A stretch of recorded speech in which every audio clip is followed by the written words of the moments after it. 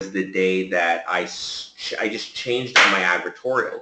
So I went from trying to sell like features and benefits, which I think most people are trying to do online, which is trying to sell the, so for example, I was at the time doing student debt relief, and I was trying to sell the low interest APR and consolidate your student loans, and it just wasn't converting. I wasn't making any money. And it wasn't until I wrote an advertorial that was completely different, very counterintuitive, where I actually didn't focus anything on the actual program itself. So I wasn't selling the program. I was selling the emotions that that person felt before they were entering the program. And that was the big aha moment for me. That was the big breakthrough, because I realized marketing isn't really selling the product itself. It's selling the emotion. It's relating to that person on an emotional level. Well, I used to sell cars a couple of years ago. Wow. And I remember that there's this top sales guy. This guy looked barely worked. He was making like 200 grand a year. It's like everyone loved this guy. Every time I saw him, he just looked like he was barely working. And I asked him, he said, what's your secret to your success? And he said, well, the problem is that everyone is selling the car. And if you're selling the car, you're not going to ever sell the car. Most people are trying to sell the safety features, the seatbelt, the crash rating, the engine speed, the torque, or whatever, versus selling the reason why the emotional reason why they're buying the car. Maybe so it's like let me just use an analogy. It's like how lots of computers try to sell the processing power, Right. Then everybody's looking for the cheapest computer, yet Apple sells the coolness factor. They sell the benefits. You're going to be seen as cool by your friends, and they're able to mark up their products over double of what normal computers sell for, and it's the same shit. Absolutely. And I was actually, I'm going to bring Apple up, and that's a great point, because Apple is actually, they're a marketing company. People think they're a tech company. They're actually a marketing company. They haven't introduced anything new to the marketplace. The iPad was around for a decade. Microsoft had it around a decade. Yeah. So was the iPod. I mean, you could, at the time the iPod came out for $100, you could buy one for $20 at Rite Aid, an MP3 player. So what they were very good at, and what they still are, is at marketing the emotions, the feelings of the product. I think one of the most successful campaign was that campaign where they're holding the iPhone and they're dancing, and you just see the silhouette. And That's so cool. Yeah. And they're not selling the product. Not once are they saying you're going to get the fastest processor, you're going to get the whatever. They're just selling the experience, the emotions they're going to feel when they're listening to the music. Yeah. And so when I finally switched over to, okay, how do I relate to these people on an emotional level? That was not only very counterintuitive, because when you think about selling something, you think about selling a product versus speaking to somebody at deepest emotions. I mean, that's just not something that I feel like most people are taught in sales. They're always like, sell the features and benefits, get to know, become a friend with them and sell the features and benefits. And it really isn't that.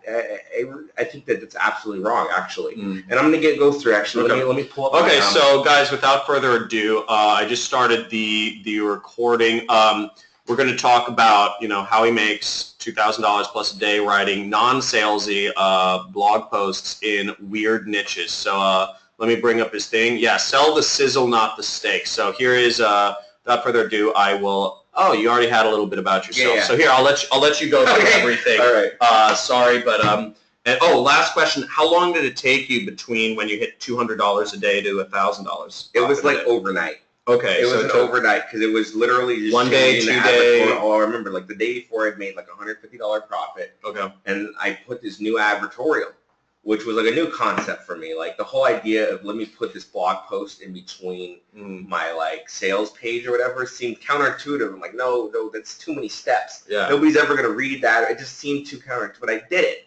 And I woke up, I remember, because I would turn my ads on at 5 in the morning, go back to sleep, wake up at 8 o'clock, and look at my ads. And I remember waking up and I'd already made $300 profit, which I'd only made $150 a day before, the whole day. Yeah. And I remember thinking, oh, there's got to be a mistake. My spin must have been like out of control. I'm kind of freaking out. And then like by the end of the day, I'd made like over $1,000 profit. So the difference between $150 a day and $1,000 a day was one night. So and it was just that's awesome. Yeah, it was just literally going from selling features and benefits to just hitting them at an emotional. I mean, the advertorial I wrote. What were you selling, if you don't mind me asking? Student debt relief was the one that really was my breakthrough one, because then I was selling like I said, said earlier, refi, consolidate your loan to oh my God, my parents co-signed my loan. Like I stay up at night crying. How am I gonna feed my children? I can't buy a car. I've ruined my life. You know, like so really, you're hitting them hard. I was really like I really hit people hard. I'll show you some examples. Okay, so let's go into it. Here you go. Just just go into things. And do you want me to flip the slides for you? So yeah, okay, we'll go to the next slide. Perfect. Okay, so who am I? We kind of went over this. I'm a crazy, eccentric person. I'm a creative for the most part, which is why I do so well at copywriting. I love cash. I love money. I love making money. In fact, actually, I'll show you guys right now. Let's see how much I have in my pocket. And I love money. Let's see. So that's why I was naturally drawn to internet marketing because, you know, just the love of the money, love of the ability to make money from my computer, right? So I've done quite a bit of traveling across the states mainly the past year, Burning Man, New Orleans, I've had a great life the past 2 years since I've hit my success in internet marketing space. So I'm going to just go into, I think the formatting got a little messed up, but I'm just going to go into the 5 key areas for a profitable advertorial. So I'm not sure why the formatting is a little messed up, but just bear with me here. So the number 1 is you need to elicit emotions in your headline. Number 2, you need to tap into their primal emotions. Okay, so I'm gonna kind of go more into detail at each of these bullet points. Number 3, highly readable, which is something that most marketers ignore, which is how readable is your actual advertorial? At what grade level is your advertorial? So I'm going to share with you a cool tool that I use to make sure that I'm kind of dumbing down my advertorial because I actually have a pretty big vocabulary. So I really have to consciously be aware of dumbing down my vocabulary. I mean, Donald Trump is a great example, right? I think Donald Trump, they say his speeches are at like a 5th grade level, and I believe it because for the most part, that's kind of where people are going to be the most comfortable trying to understand and process knowledge quickly. You know, you don't want to use big words. You want to keep it real simple, okay? And then the 4th one rather, is speak to that inner voice in their head, right? So when it comes to marketing, it's really important to speak to the conversation that they're already having in their head. So if it's like, for example, a make money niche that you're into, if they're like, you know, I hate the fact that I have to watch Netflix every night and I can't take my girlfriend out to a movie, and I hate the fact that I can't plan things out 3 months in advance because I don't know in 3 months I'm going to have money or not, you know, those are conversations that people are having in their head. So maybe it's the skin niche, which is, oh my gosh, I'm the oldest person in my marketing company that I work for, and I'm afraid that they're going to fire me because they don't find me relevant anymore, right? So this is stuff that they're talking about in their head that they're not telling people necessarily, but it's stuff that's highly emotional for them, right? So if you can tap into that inner voice that they have in their head, which we all have, that's really, once you tap into that inner voice, that's when you're going to hit that really, really high profit area.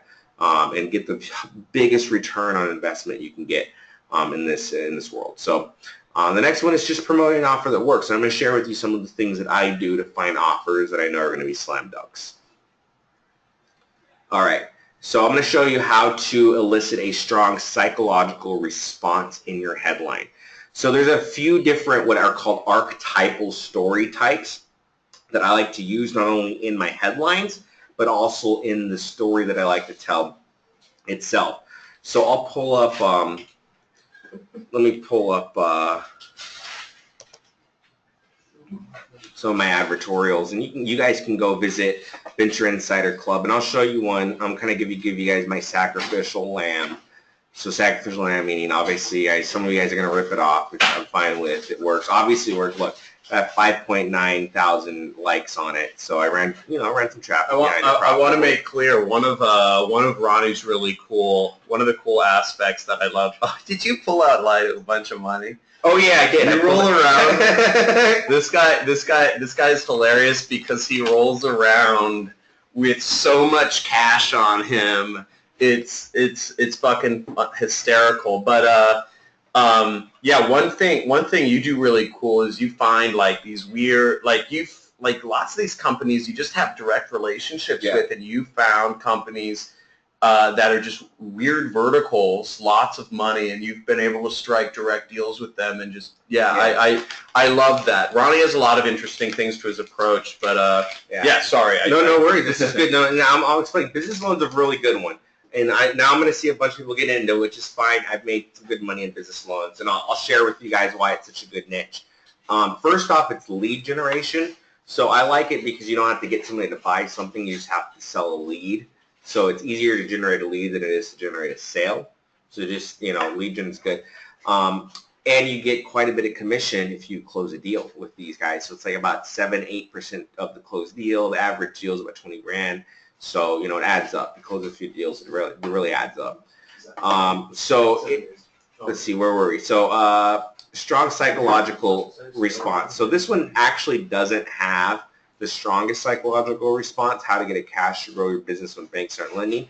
But what it does have is a trick, something, it's relatable. So most businesses understand, the feeling of being rejected for a business loan. So it's intriguing. But here's a few headlines that kind of story types that I like to use in my headlines. And there's 3 archetypal story types that I like to use a lot. The reluctant hero, which is a reluctant hero is a tarnished or ordinary man or woman with several faults or a troubled past, and he is reluctantly pulled into the story to do heroic acts. So like one that I've used before is this headline: "This man legally tricked the utility company for free electricity." That's awesome. Yeah, so that's kind of a reluctant hero. He wasn't a guy that was trying to do it. He tricked it, and he got free electricity. I like the word legally. Legally, yeah. Yeah, we actually tested that. You got to put the legally in because, people want tricks, but people don't want to break the law. People want to break the rules, but people don't want to break the law. Yeah. Right? So the other one is the quest. And actually going back to that same tone of thought, which is people want to buy, but they don't want to be sold to. Right? So I'll cover that, in a second. So the quest is another great archetypal story that I love to use, which is the quest for identity, approval, or some type of magical elixir. So here's a headline that I've used in this niche.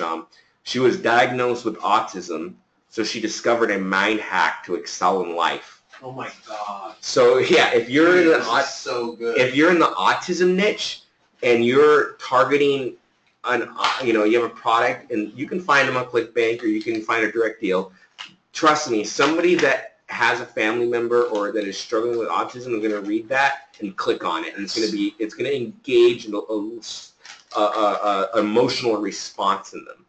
The quest for vengeance, which is a great one because vengeance is one of these strong emotions. Very moral. The moral standpoint, yeah.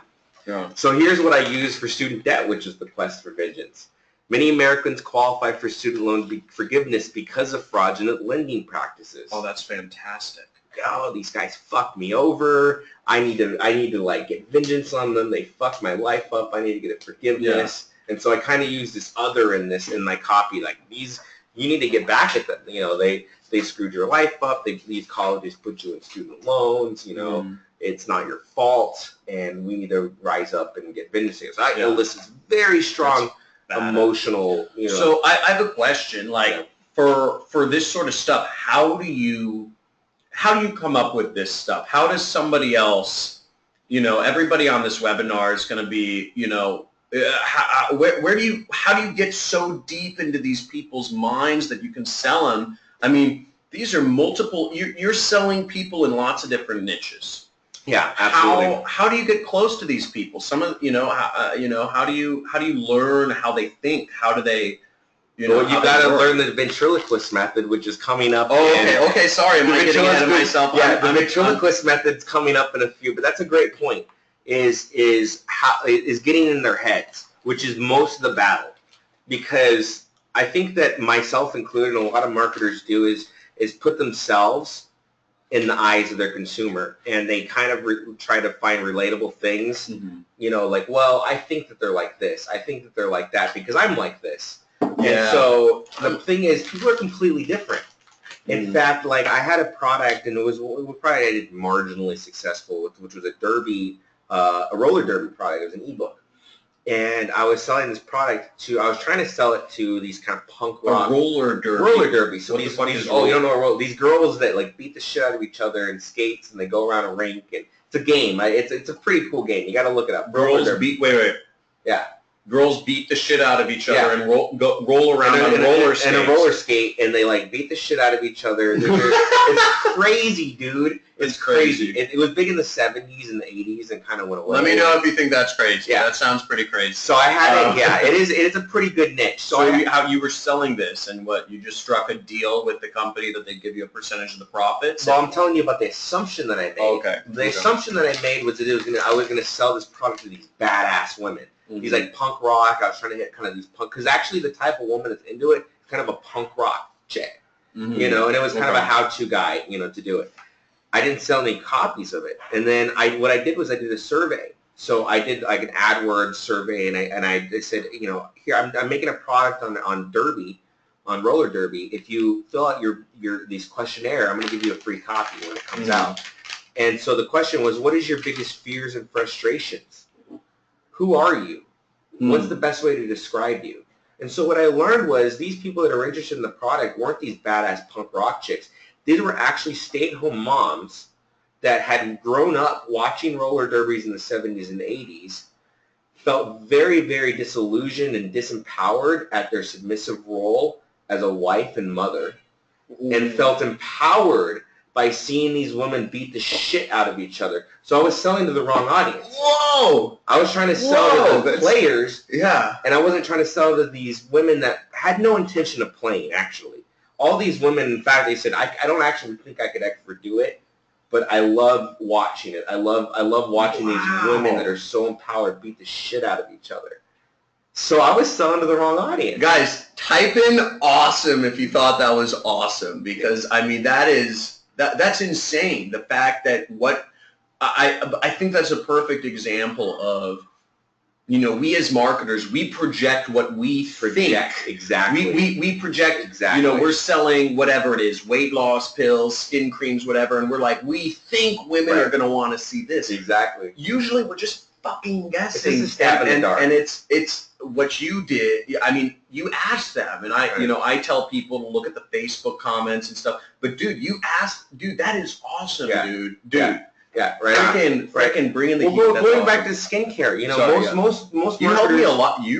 I remember one of the first times we met, you helped me with my skincare angles, and that campaign actually turned into a $15,000 per day campaign for me. It's small tweaks, man. And it was huge. Yeah, you know, amazing. I made over $1 million on that campaign because I consulted with a lot of people who worked in the skincare niche, and Ronnie was one of the guys who helped me with that too. So sorry, go on. I think a lot of the guys on this call are probably trying to hit the skincare. Let me ask you guys, and think about this out loud. What is a décolleté? Do you know what a décolleté is? Most people don't know what it is, but I guarantee you every single person that you're trying to sell a skincare product to knows what the décolleté is. What the fuck is the décolleté? Is the area beneath the chin, right here. Oh, the turkey neck? The turkey neck. The turkey neck, yeah. The turkey neck, which is the décolleté area. So also speaking in the vernacular that your customers are accustomed to, or like that they speak. Because, you know, you go back and we're trying to sell them on this, you know, most on their wrinkles around their eyes, which is what most marketers are trying to do. And you had Beverly Hills MD that came out and said, I'm going to help you fix your décolleté area.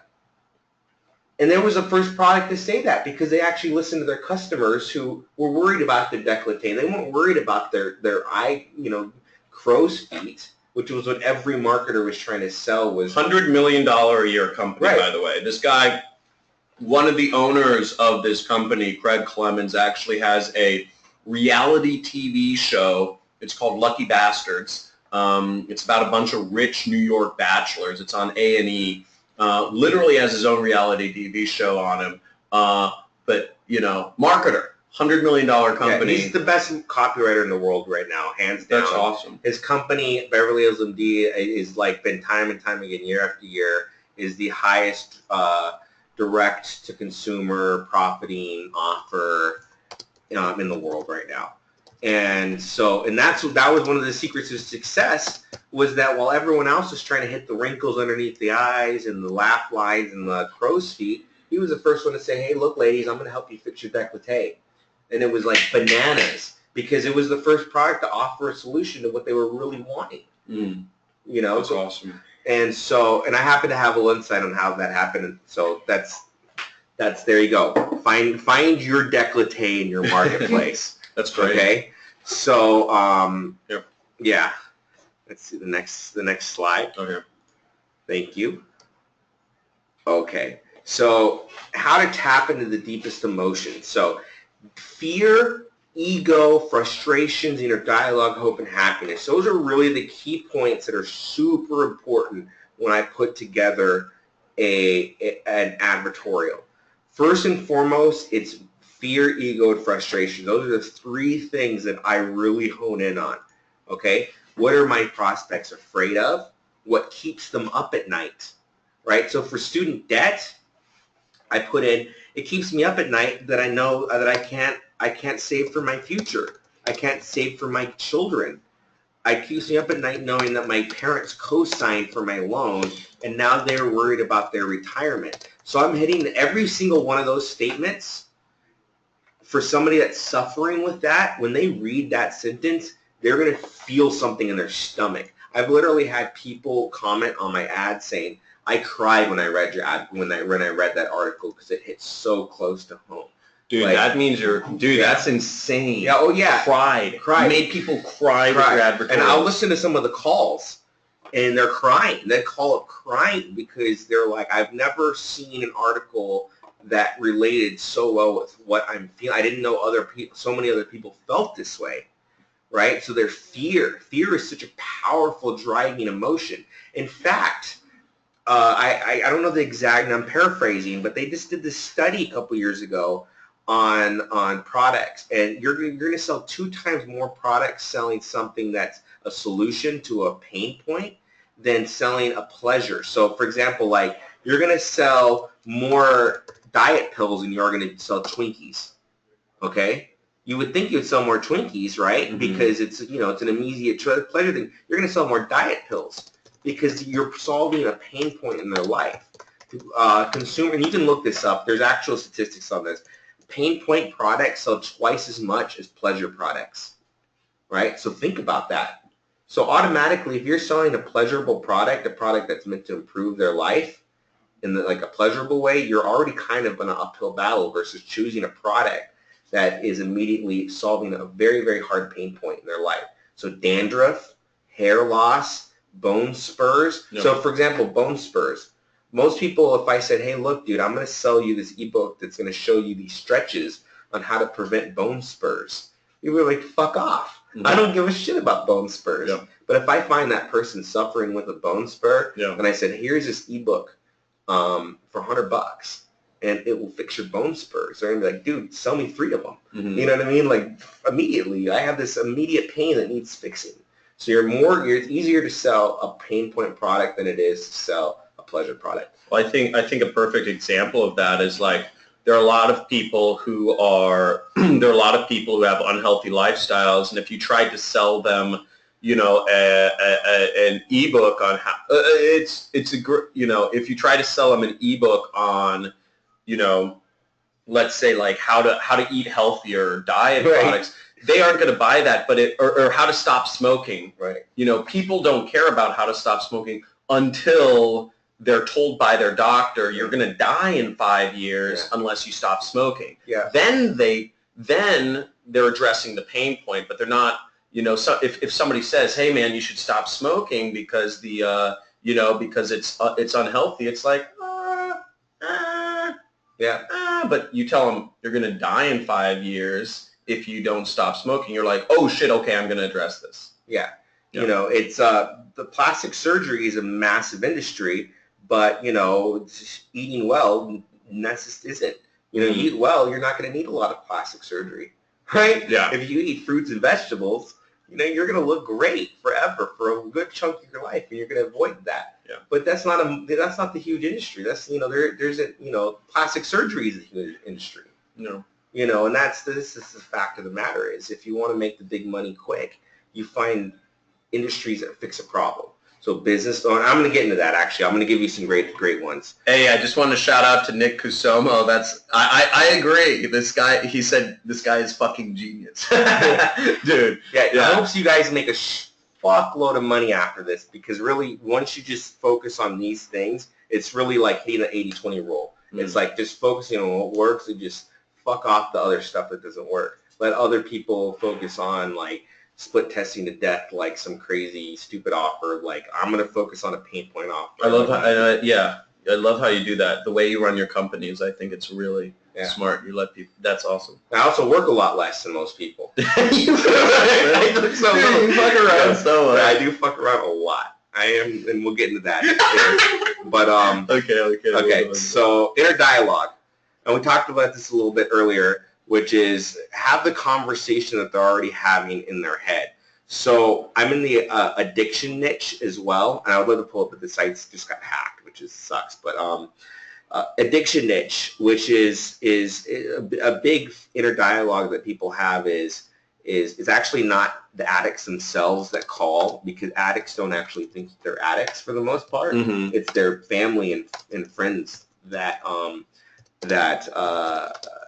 call usually for the drug addiction rehab.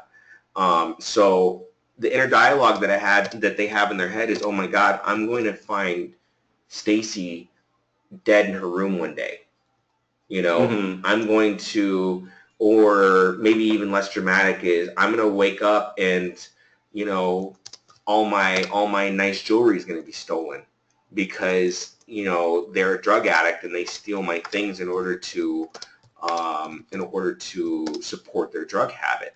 So this is inner dialogue stuff. This is stuff they don't even want to admit to their close family and friends. But if you can tap into that,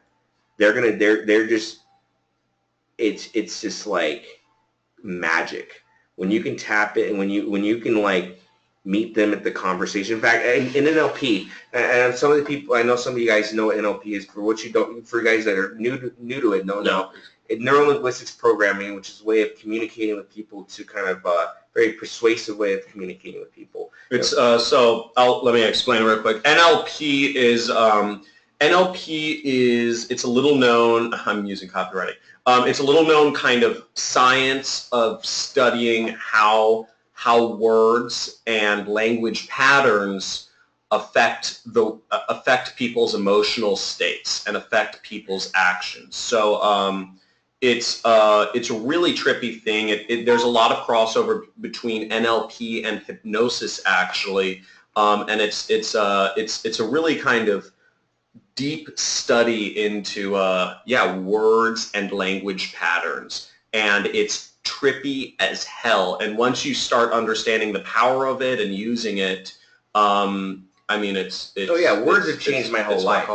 Like the way I describe it, when I describe marketing at its core is I turn words into money.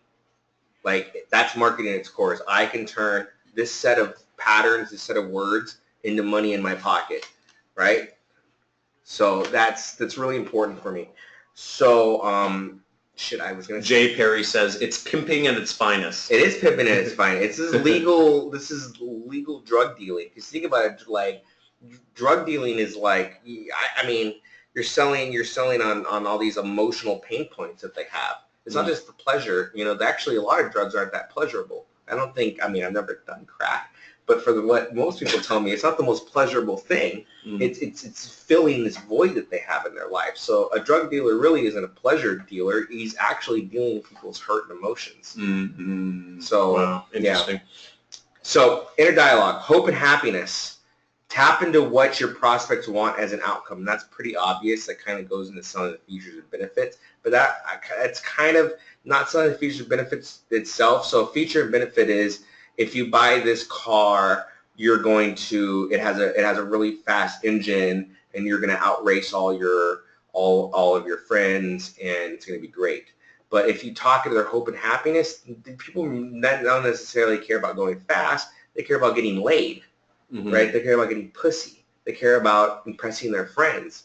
So going back to what my mentor told me when I was trying to sell cars, which is if you're selling the car, you're not going to sell the car. He says, if a guy's coming in for this car, he doesn't really necessarily care about the horsepower of the car. He cares about the fact that he's going to get pussy in this car. Yeah. He cares about the fact that he's going to show up and his friends are going to be jealous. Yeah. When he comes in, when he rolls up in this new car. Yeah. So sell those things, their hopes and their happinesses. Like, sell the story of what they will achieve.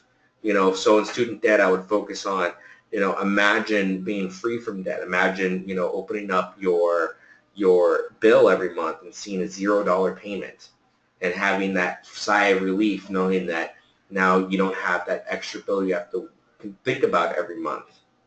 Right? That's huge. It's like a monkey on people's back, and if you sell that as opposed to, I think what you're saying is instead of selling like lowest APR 2.9, exactly. People don't care about having people people don't care about having the lowest price thing or the thing with the most features. People actually care about, does it solve their problem? Yeah. Is rolling up in this car going to make their friends jealous? Is it going to get them more pussy? Is it going to make their wife happy and be able? Is it going to say protect their family and make their kids safe or make them feel safe? We're very emotional. We like to think that we're logical creatures, but actually we're emotional. Everything that we do is based off of emotion first, and then we try to create a logic pattern around that. Right, so that's a very good point. I said a couple of weeks ago, a couple months ago, I bought a Rolex, and I emotionally just wanted the Rolex, but I rationalized it, saying, well, I'm going to buy it, and people are going to notice it, and I'm going to close more deals. Yeah. So I rationalized why I should buy myself this watch. You know what I mean? Which is really, it was an emotional purchase. Show off your ring. Show off this guy. Yeah. So we the best. We the best. Yeah, I love jewelry. I'm a little flashy. But it's okay. I don't have a boss. I don't give a shit. So that's really tapping into what they want as an outcome and not just the features and benefits. So they're psychological, they're id, they're reptilian. There's the reptilian brain and there's the mammalian brain, and then there is the civilized brain. Civilized brain is the very rational, trying to rationalize everything, but it's also the weakest part of our brain. The next part is the mammalian part of our brain, which is, respect, status, friendship, where we are in the pecking, like wolves. Exactly. They need to know where are people at in their tribe. Right. It's kind of the social, am I hot? Exactly. Yeah. And then the next step down, which is actually the oldest and the most powerful part of our brain, which is the id, the reptilian part of our brain. The brainstem. The brainstem, which is the most basest desires, sex, fear, hunger, basically. Like just the most basic primal desires. And when you're tapping into the id, when your copy is stripping the societal, the least developed part of our brain, which is this human, the logical part, strip that away, because that already is the weakest part of our brain. So you want to hit at least the mammalian part of our brain, which is the pecking order. But really what you're trying to hit is the id, which is the controller of each of these other brains. Because the id ultimately controls everything. It's our most primal desires. When you can speak to that part of the brain, that is when you're going to basically, that person's at the whim. This is very dark Jedi shit. If you use it right, that person is at the whim of what you want their action to be. Guys, type in bomb ass fucking shit, or just type in bomb shit if this is awesome, if this is making sense to you. This is frankly, dude, I should have a notepad and taking notes. Yeah. But this is, type in bomb shit or bomb stuff, if you have problems with bad language. But if you guys are getting a lot of value from this, because this is really deep stuff into mindset, and I haven't even talked about the triune brain. The triune brain, yeah, that's the triune brain theory. But that is the deepest level of marketing. It's a science, and I just want to make sure you guys shut off your other tabs or whatever, listen to this guy because this is really awesome stuff, man. Thank you, by the way, for this is cool stuff. This is great. I'm having a great time. Yeah, we're getting a lot of people saying bomb shit.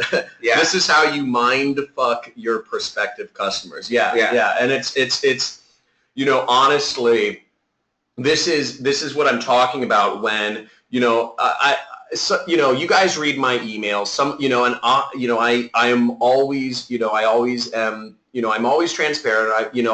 I'm always telling the truth. And when I said that, that this guy is not optimizing ads, this guy is not analyzing data, he's not split testing that much, it's all true. Just because he kind of makes up for, basically all that stuff with really getting into the minds of the customers. So he, if he goes after a particular niche, he just, he just puts up some free WordPress template and writes really good articles, and he's able to get a ton of sales. So, it's crazy, but it's really useful. Yeah, keep going on. This is awesome. Do you want me to move to the next? Yeah, and here's something. Slide? Yeah, the next slide, which is something that I think is like one of the most underlooked part of. In fact, actually, let's pull up, which is readability. Your font matters, right? So serif font, and this is just a lot of testing I've done. Serif font is like Times New Roman, actually, but do not use Times New Roman. That's like a game killer. Like I've tested it. Times New Roman is a terrible font to use. Georgia is a very highly converting font. So if you're in a financial niche, yeah, type that in. Georgia is a great font to use for like kind of like baby boomer financial niches. Now on the other hand, a sans serif, which is a serif that has a caps, is kind of a more formal, authoritative font. A sans serif font is a more streamlined font. Like Arial is a good one. Now, yeah, I use Arial. I do consumer marketing, so I just use it. Arial. Yeah, Helvetica is kind of like the standard that I like to use. Helvetica is what Apple uses and everything. It's kind of like Arial and Helvetica are great fonts to use for more consumer-facing, lower-value niches. So I'm not going to use a Georgia font on student debt. It's just not going to work. However, a Georgia font on like a Forex, a Forex advertorial or a business loan advertorial, using that, it's more authoritative. And so these are these little psychological things that make a huge difference. Okay, so also make sure that you have a 6th grade reading level. So in there's readability-score.com. I'm just going to type it 6th grade or lower. Well, yeah, reading level. Too low, maybe like 3rd to 6th grade.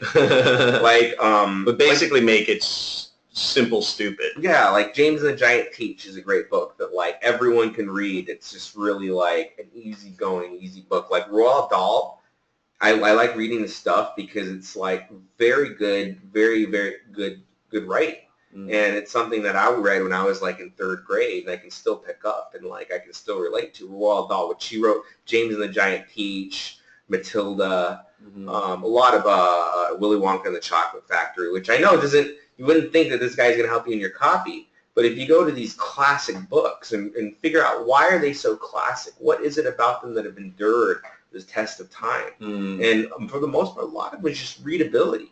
It's simply just how readable it is and how well each sentence flows with each other. And I really do think that's a really big, important factor a lot of people are talking about, is just how well each sentence flows. So I like using 2-sentence paragraphs.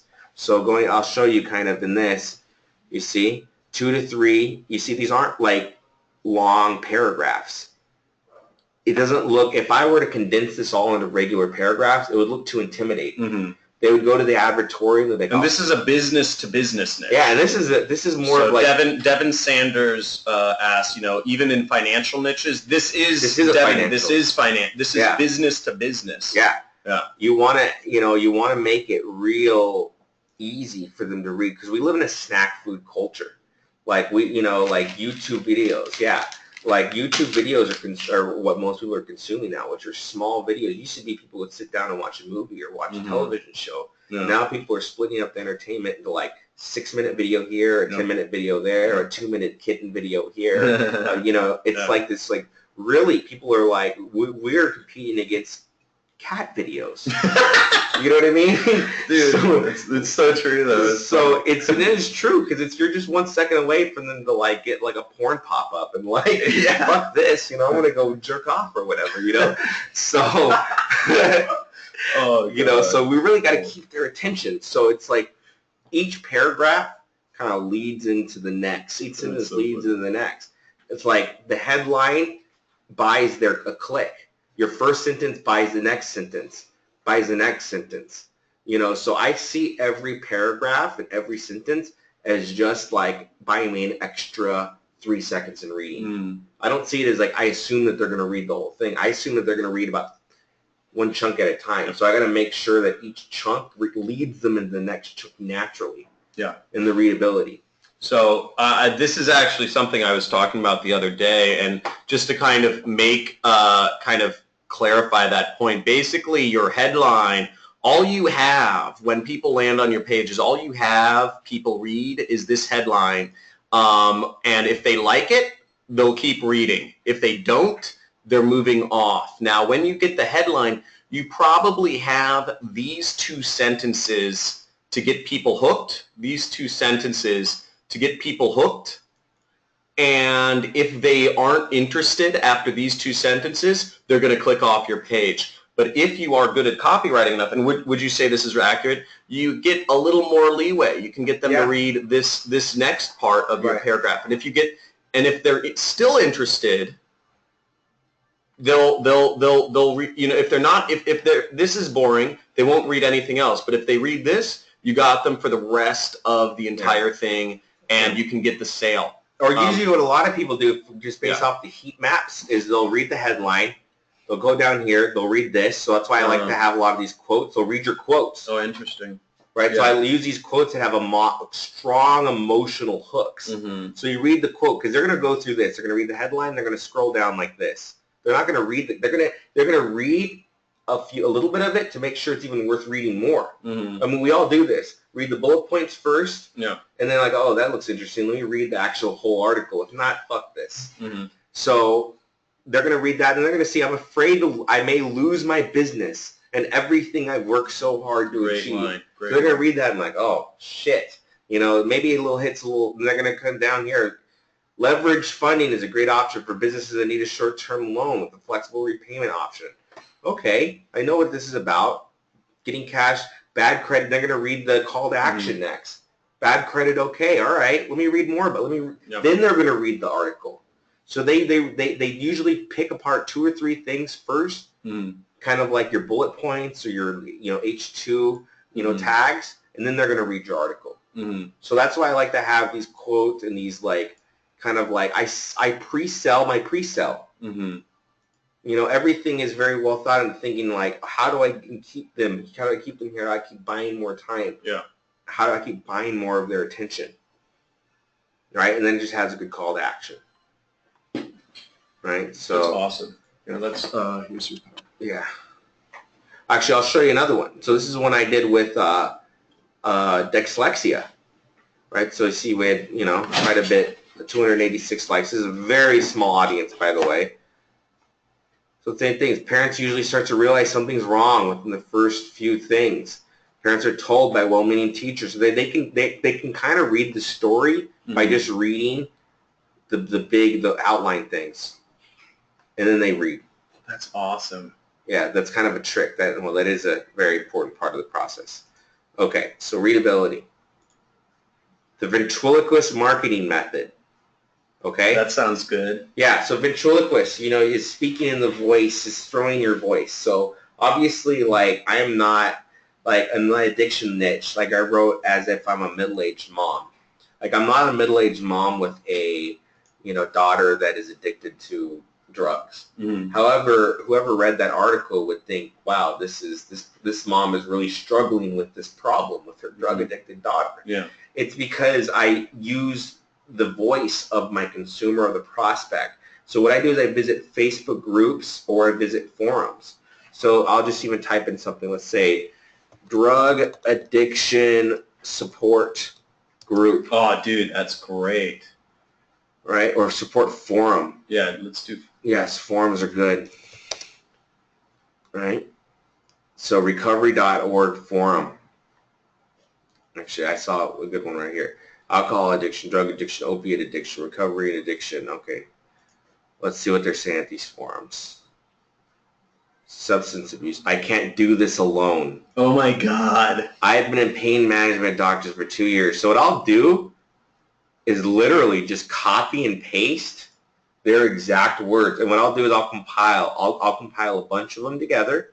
And you can even go to like SurveyMonkey, and you can put in all the data in, and what it'll do is it has a pretty kind of AI thing. It'll pick apart the phrases that keep coming up. So the more data you feed into SurveyMonkey, it'll start to pick apart these phrases that keep coming up. So it could be, I can't do this alone, and I'm worried. It could just be that phrase. I wake up with these tremors inside of me. Yeah. The outside of my body does not shake, but my whole body inside shakes horrendously. Yeah. I get chest pains where it feels like my heart is tightening up. Uh-oh. I don't sleep anymore. In fact, I'm scared to sleep. I have nightmares and I wake. Dude, this is crazy. If anyone sees this and can relate in any shape, way, or form, please help. Dude, this is great copy. Yeah. Oh yeah, this is great copy. Steal that, guy. Yeah. If you guys are in the drug addiction, you wrote one of the best advertorials I've ever seen for. Yeah. So Ronnie actually he was promoting a rehab treatment center, and he wrote one of the best advertorials I've ever seen in the rehab niche, and it's scary good. You showed a before and after. So the before and after he did was, it was a girl clutching a teddy bear. It was like it was basically selling the mothers, and if I recall, and basically you were showing, oh, she used to be such a nice little girl, and now she's like fucked up. Yeah. And he showed the before and after the before picture was a picture of a girl. It was like a nice 13-year-old girl, or whatever, 8-year-old girl clutching a teddy bear. Yeah. She looked really nice and innocent, just nice, innocent, blonde, white girl clutching a teddy bear.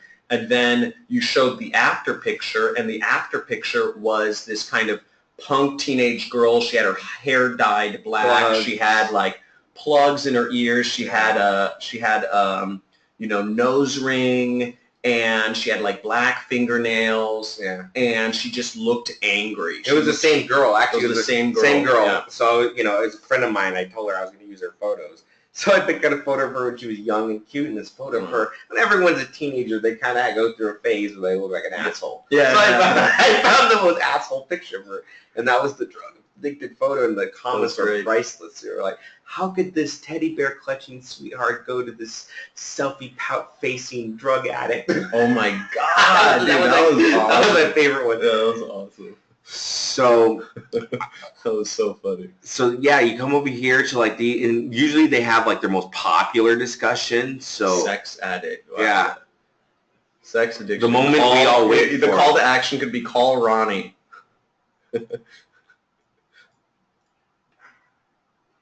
I believe that love is expressed to the universe if you call it God. And it's interesting, like these type of comments are actually gold. If you run it through like some of these software like SurveyMonkey, and like there's other ones that'll compile and kind of come up with these comments. You'll see these comments that refer to like they're like God and belief in God kind of come up, and you can use those. Say, hey, God didn't put you on this planet to be a fat fuck. You need to take these diet pills. Or whatever, So use their words, and I feel like it works. Like it's coming up, and I've seen it a couple times in this drug addiction thing. It seems like God and drug addiction and are tied together. So that's yeah. interesting. Too. Yeah, I wouldn't have thought that if I wasn't researching it. Yeah, so that's good. So one of the questions we have from Mike M. Let me. Oh, dude, is it okay if I? So we're mainly going to take questions at the end, but dude, I love doing this, dude. Mike, ready your mic. Dude, I love unmuting people. It's like my favorite thing, dude. All right, we're gonna unmute you, Mike. We're gonna unmute you, Mike. People freak out when I unmute them. Mike. For delivery only from the #1 dealer in What's going on? Fine furniture. Mike. Listen up. Can you hear me? Yeah, this is John. Oh, Mike. Mike, you're killing me. Killing us, Mike. Okay, someone's multitasking. Okay. I'm going to take another question. Mike, what's going on with multitasking here? Okay, here, we got Scott Ripley. Scott, I hope you're not multitasking, man. Mike is watching TV on, while... I hope you're watching the O.J. Simpson's case, because that's some good copywriting right there, man. Johnny Cochran. Okay, Scott Ripley. Let's unmute this guy and see if he's... Scott, you've muted yourself on your side. Scott? Hey. Hey, Oh, Scott, we what's got up, a man? live one. Have you ever been unmuted on a webinar before? I have, yes. Oh, okay. Oh, Okay. nice. Oh, okay. Cool. Most people don't expect it in their life. I've never been unmuted. Okay. I wish people probably wish they could mute me in real life. So Scott, you had a question. And first of all, where are you calling from? And yeah, where are you calling from? And maybe what's your experience as an affiliate? Calling from Western Australia, and experience as an affiliate is, at the moment, I'm going for brain pills as my niche, Facebook and native. Cool, cool. So what's your question? My question is, because I've seen Ronnie on a few of the webinars and in the course as well, Yeah. and I've seen the your copywriting before. I just want to know how you drive your customers to your website so that they can start reading the copy. Native advertising and Facebook. And also I'm just now getting into YouTube and Instagram advertising, which looks extremely promising. But mainly native advertising and Facebook advertising. Right, okay. So an eye-catching headline and image through native and drive to the articles that you just showed us now. Yeah, and actually for a tip just on either of those traffic sources, image is like so important in conversion. Image is everything. So test image. That's test image. Image is one of the first things that I'll immediately start swapping out, especially on Facebook. Cool? Yeah, cool. Thank you for that. Yeah, thank you. Okay. That was cool. I love unmuting people, man. Yeah, it's like my awesome. new favorite thing. All right. So keep a swipe file of pain points. So swipe file, I don't know if you guys have swipe files, but if you're not collecting swipe file, like start doing that like today. So swipe files, whenever you see an ad out in the wild that maybe, you just take a screenshot of it and take that advertorial, you screenshot it or put it into a Word document or whatever, the actual words, and keep a folder. And I actually will put them, into different categories like skin or brain or student debt or whatever. And so just having the swipe file, you can go through and pick it apart and look at the pain points of what other marketers are trying to hit. That's kind of a very basic, you should be doing that anyway, but also not just a swipe file of marketing, but I also keep a swipe file of magazines that my prospect is reading. So I do diabetes, and also, diabetes is a good one for me. So diabetes, I read a lot of these older, demographic magazine, like Reader's Digest is a good one for diabetes, because evidently a lot of Reader's Digest, readers have diabetes. It's terrible. They have bad digestion. Yeah, they have a bad case of the diabetes. But so I'll read and kind of just get to know my audience. Like, I don't read Reader's Digest, but when I was doing my diabetes research, I was reading all of these magazines that they were reading and trying to pick up on their vernacular. And you'll find that different niches have different ways of speaking. Like internet marketers, we have a different, we crush. We're always trying to crush stuff. We're trying to get these grindings, and we've got to rise and grind. Conversion. Yeah. Nobody knows what the fuck that shit is. Yeah, ROI, and you know what I mean? So we have our own lingo.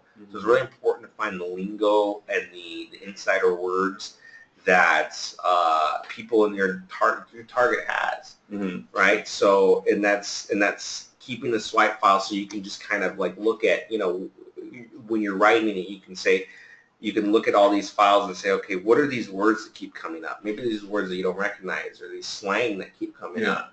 And slang is really important when speaking, because they read that slang and they're like, oh, this person gets me. Yeah. If you see an article, it says how to get epic EPCs for high ROI.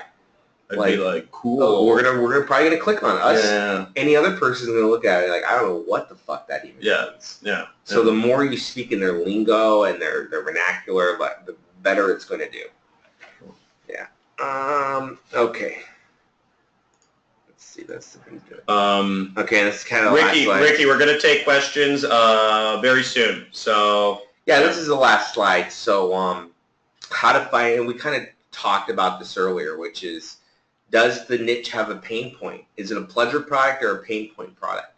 I always go for the pain point product. So, diabetes, student debt relief, business loans, hair loss. Hair loss is a great niche that people aren't talking about, especially for women. Women hair loss is a massive pain point for a lot of women that women aren't talking about. Oh, it's so embarrassing for them. Because, women aren't supposed to lose their hair, and they don't talk about it. And it's not something that they don't talk about in society. So when you read an article and it's speaking to their hair loss, that's not something that our society doesn't want to accept, that women lose hair, which is unfortunate. It does happen. That to listen to the strong emotion, like, oh my God, this article understands me and my hair loss struggle as a woman. Or even as men. I mean, men, their hair loss can be an extremely emotional, experience for them. Business loans, those are the kind of the main ones that I'm in. So those are ones that do very, very well for me. But anything with a very strong pain point is kind of my knee brace, back brace are good ones. Prescription medications, you got to be a little careful with those. I mean, you go really hard hitting, like obviously drug addiction. Yeah. If drug rehab is like massive pain points. I'd say business loans. Yeah. Which you showed us. If a company is running out of money and needs more money now, that's a huge pain point. Nobody. The fear of losing your own business is a huge one. What you were talking about, student debt relief. I mean, that's like being, lots of these kids, whatever, they're $100,000 in debt. I'm sure that's fucking, it's brutal being in debt. And,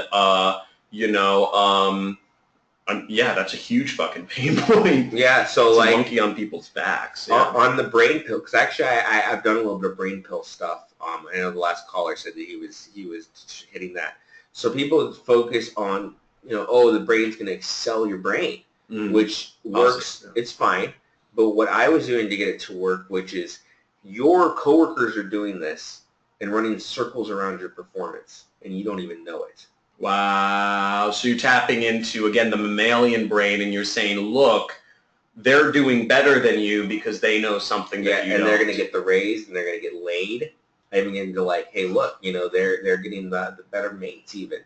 They're getting the better girlfriend because, he's the one that got the raise and now he's got to drive the nice car. And, look, guys like us are doing whatever the fuck. It's like, you need these brain pills, man. So on the brain, focus less on like, oh, you're going to supercharge your brain to your coworkers that you hate are doing it and you're losing because of it. And you're not going to get laid because they're the ones taking all the mates because they're the ones who have the competitive advantage that you don't even know about. So instead of saying people, hey, take this pill so you can win, you're saying, hey, take this pill so you don't lose. Exactly. You just reframe it the other way. So you don't lose. Exactly. So you're not, losing out in the evolutionary game, the genetic game. Got it. Scott, I hope that helps you.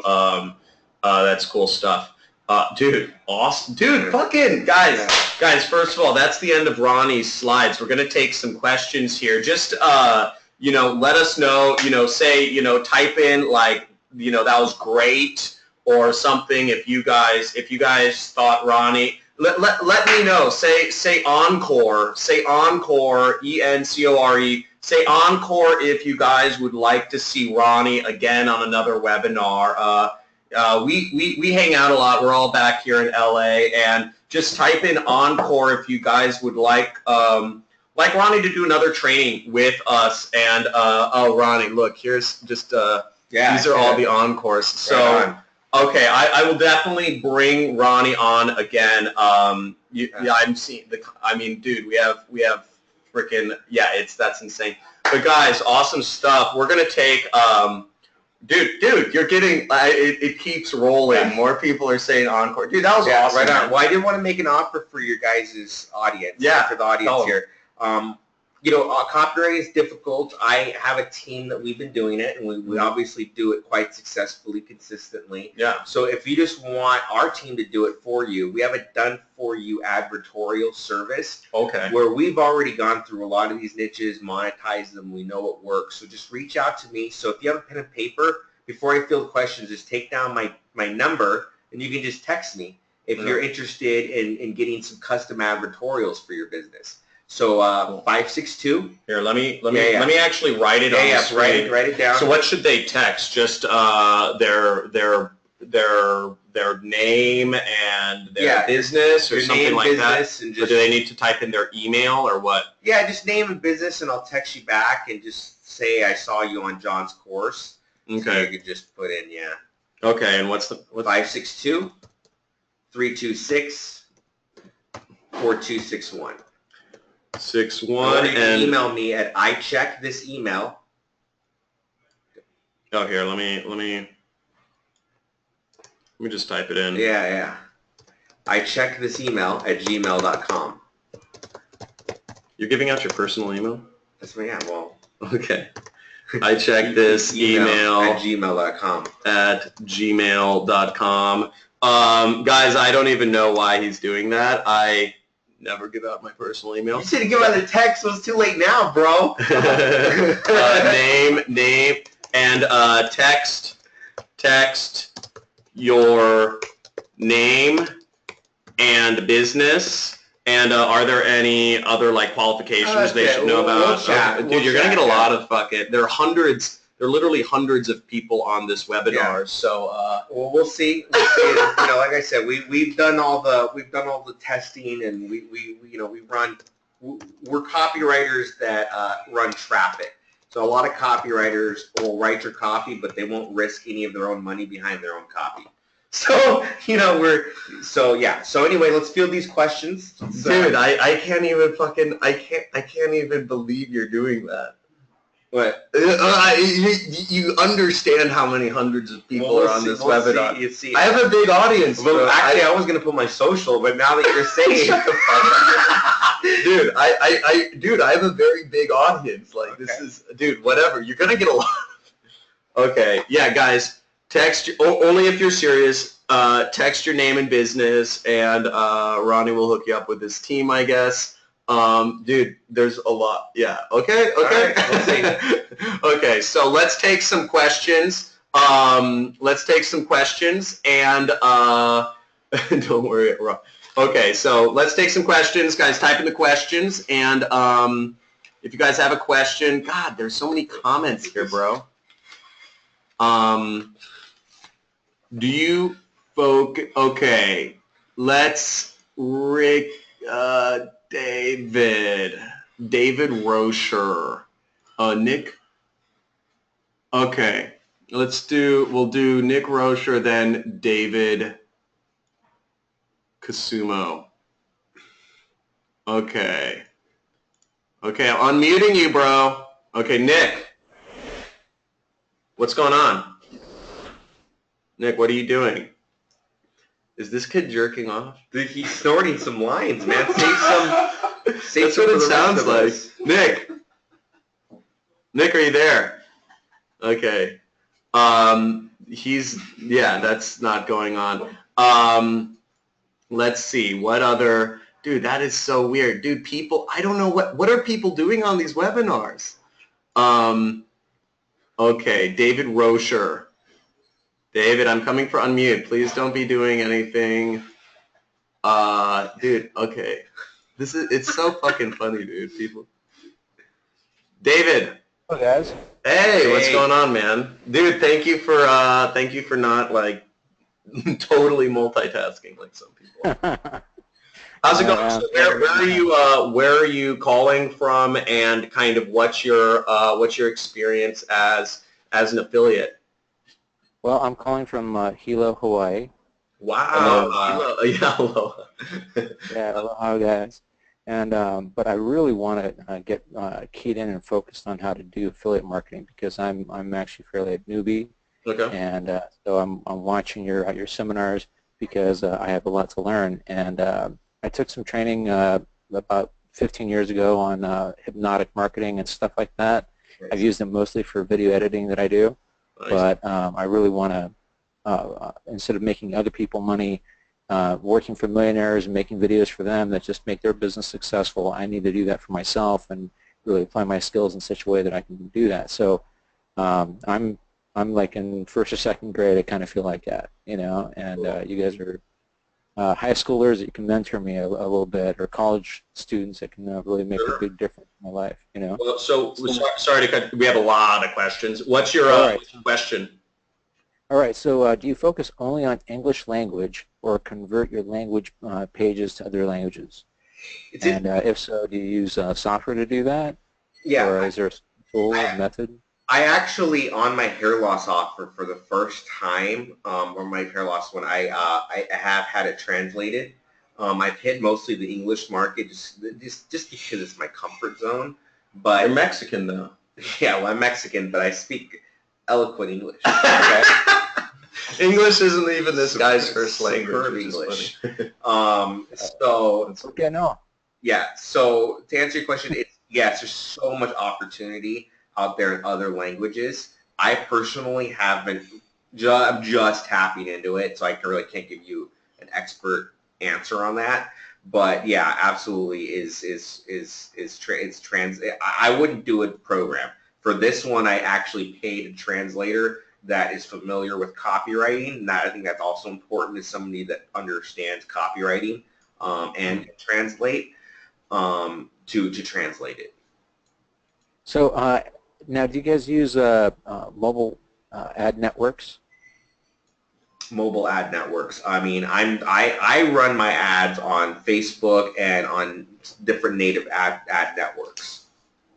So I'm not necessarily doing a lot of mobile, especially because I kind of add, me personally, and this is just my business, and everyone's different because mobile is definitely works. I kind of have businesses that I focus on baby boomers. I focus on them a lot, and they're almost all desktop users. Cool. Yeah, so is that mostly like for like nutritional supplements, or? Ronnie's sorry, I have other people with questions. Ronnie focuses in like financial niches and lead gen verticals. He doesn't do Nutra. I do. Nutra, but yeah, he does. So awesome. Hope that helped you out, David. It does. Thank you. Have a good one. Cool. Let's go. Bud Grant. Bud. Let's go into Bud Grant. Oh, let me say, yo, Christina, you're unmuted.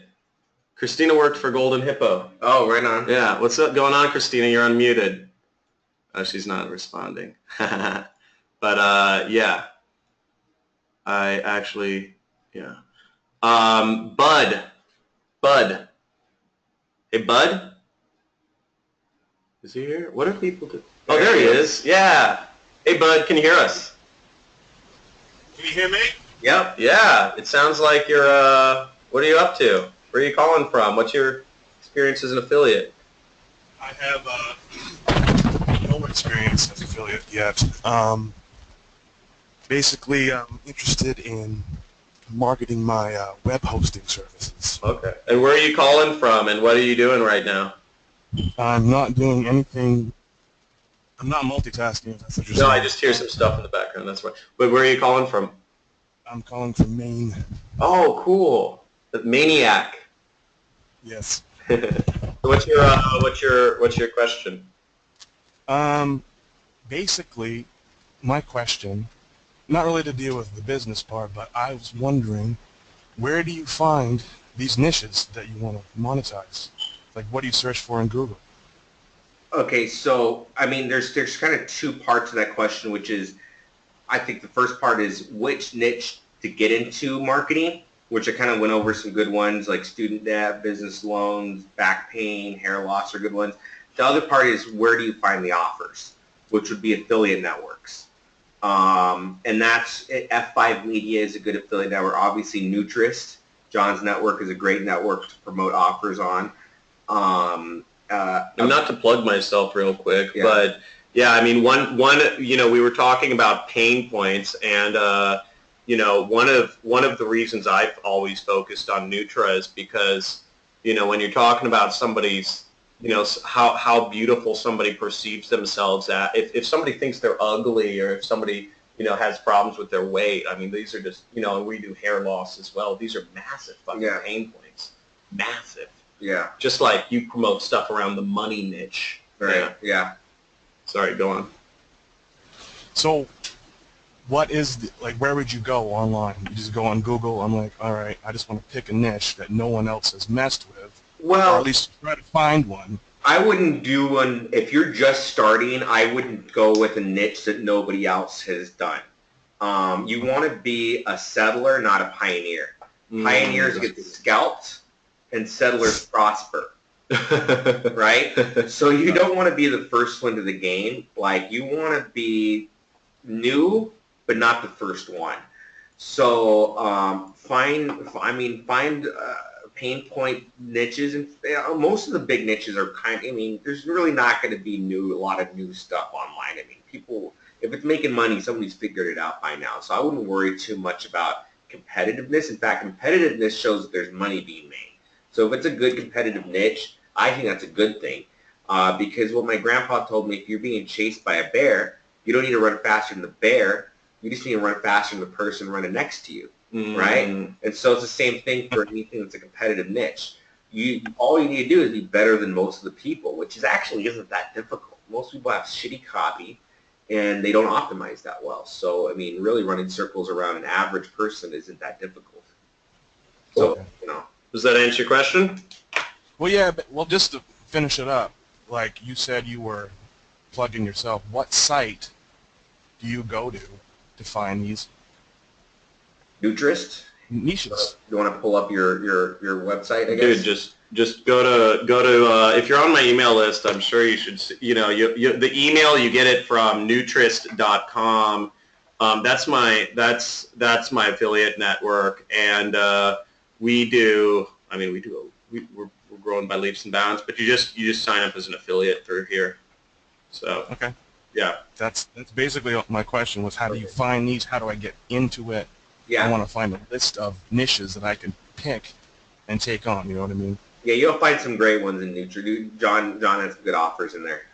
yeah, yeah. Other affiliate networks I recommend are, we look to work with more experienced people, but other affiliate networks I recommend are ClickBank.com and Ads for Dough, A4D.com. So those are the affiliate networks I personally recommend. Cool. All right, man. Does that answer your question? Thanks. Cool. Sure did. Thank you. Have a good one. Let me Bud Grant. Let's go to this guy has been throwing Devin. Devin, are you there? Here, let's unmute him. Devin Sanders. Devin, is he jerking off? Is this guy jerking off? This guy sounds like he's jerking off. Oh, Devin? 3, 2, 1. Yeah. Some people don't like being unmuted. Ricky. I'm going to go with Ricky. Dude, people aren't ready for the unmute, man. I love that. That's my favorite thing. Ricky. Yeah, hi guys. Hi guys. How are you? Thank you so much for. Hey, Ricky. Where are you calling in from? What is your experience as an affiliate? Okay, I'm calling from Canada. Ooh. And I'm in the forest, surrounded by deer and bears and all kinds of wild Are you a animals. hunter?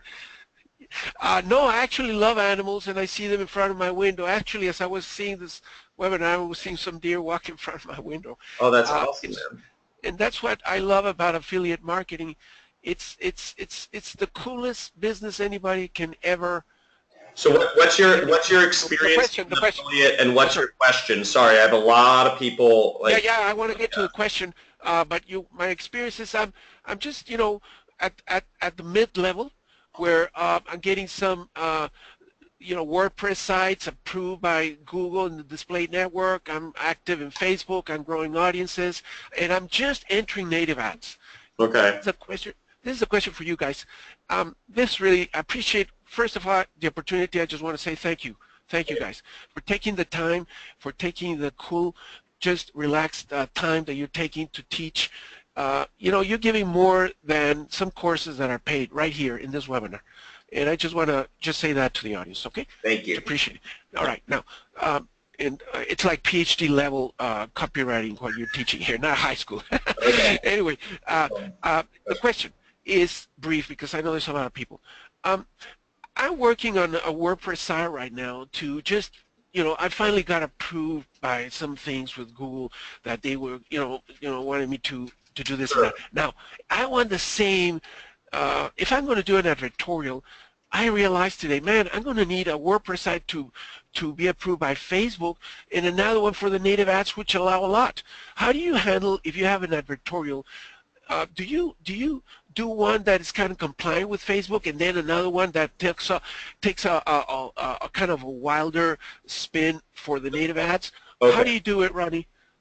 Okay, so He's asking, do you have like a safe pick, safe one and then a regular one? I don't. I know a lot of cloak? people. I don't cloak, and I get that a lot. I actually personally, I do white hat stuff for the most part, so I don't cloak. So I mean that answers your question, but the answer is no. It's not about cloaking. Blog. Yeah, he sends traffic to that. He doesn't have like a. I'll give you a little kind of like quicker rundown. Go to Venture Insider Club. So like this is a website that I've created to launch advertorials on. So this is literally the site that he submits to the ad network and the site that users see and everything. Yeah. Does that make sense? Yeah, but when you go to native and you have an advertorial that is like, I mean, I see that advertorials take a lot more freedom than, say, what Facebook would approve. And I want to go to native ads, but I say, man, if I put an advertorial in native, it's going to sound almost like, you can't use the copywriting power that you can. Sorry, because Facebook. Let me address this, Ricky. Ricky, sure. Ricky, the best thing is not to cut you off, but right now you're operating your business from a fear standpoint. You're operating your business from a fear standpoint. The thing you have to do is just do it. Take those steps. Submit them. Do it. If they deny it, call up your ad network rep. Talk to them. But don't operate your business from a fearful standpoint. Just do it, and if they deny it or whatever, that's a data point, But the point is, just do it. This could be considered a blog. I would consider this a blog. Yeah. Facebook really likes WordPress blogs. You got to have your terms. I have a cool WordPress blog. I mean, 18 articles, super ultra high quality articles, images, you name it. But in native, you guys have a copywriting power in native that we don't have just doing Facebook. Honestly, guys, in native, things are incredibly powerful. Ricky, I'm sorry to cut you off, but did he answer? He answered your question, so I'm going to move on to other questions. Yeah.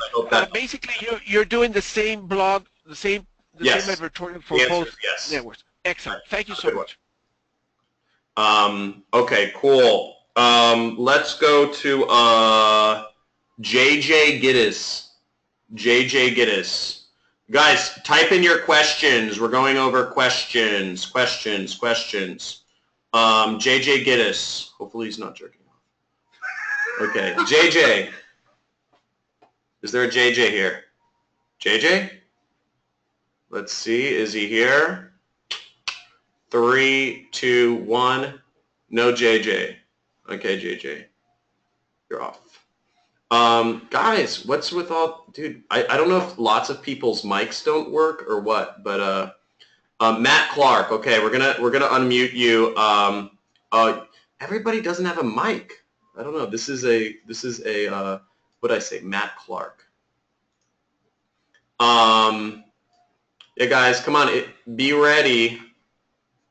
Matt Clark. Hopefully Matt has a mic. Yeah, guys, slap the hand button or raise the hand button if you guys have a question, and I will go for you. Matt. Matt? Yo. Yeah, we have a live one, bro. You got me? Cool. How we doing? How's it going, man? Where you calling from? What's your experience as an affiliate? And also tell us what's your question? Sweet. Yeah, I'm in Colombia. Colombia, America. the cocaine capital of the world? Colombia? Or Yeah. That's nice. That's awesome, man. Okay. I'm an Australian dude. I moved here like 4 years ago, so Medellin? I love this country. Huh? Are you in Medellin? I lived there for like 4 months, and now I'm in Bogota. Oh, Okay. cool. Dude, I love Colombia, dude. The women are amazing. I have a friend who runs a hostel out in Medellin called the Happy Buddha, and dude, a lot of internet marketers out there. Cool stuff. So yeah, what's your experience as an affiliate, and what's your question? Sorry, what's your Matt? Uh-oh, the internet in Colombia is not so good. Matt? Yeah. Oh, Yeah. there- What's your Doing like, what's your experience as an affiliate, and what's yeah. You your still got me? Yeah, we got you now. Yeah. So experience as affiliate is sending clicks to landers, getting a few payouts, but still at a loss. Okay. And yeah, so at the moment I'm sending about I don't know, probably about 1,000 clicks a week, 2,000 clicks a week, Go. and probably only making about 30% what I'm spending. Go. So I think my problem right now is exactly copywriting. I'm sending people, I'm getting about a 10% click-through rate on landers, and focusing on mobile at the moment in the skin niche. But yeah, just not getting the conversions. They're converting at about 2% basically. So. And what's your split testing different offers. So the question is, like, what do you guys aim for as far as landing page click-through rates? How do I know? Like, what are some markers to know you're on the right track with it? I like to go 40%, 50. I go high, man. Like if the click-through rate from the lander itself, I want around 40, 50% of that traffic to go to the lander. So if you're not there, it's just not enticing enough to do it. So yeah, I would agree. It's your copywriting. If you're not there, right. Okay. Your rate from your pre-sale to your lander. Cool. Okay. All right. Yep. That's what I needed to hear. Perfect. Cool. Okay. Yeah, definitely. Okay, man. Take it easy. Have fun in Colombia. Okay, Matt Clark. Okay, we have Mike Markier. Mike, you are unmuted. Hi. Oh, he's alive. He's cool. I'm alive, alive and kicking. How are you? Good. Where are you calling from? What's your experience as an affiliate? What's one of the weirdest things about you, and what's your question? Well, I wank a lot.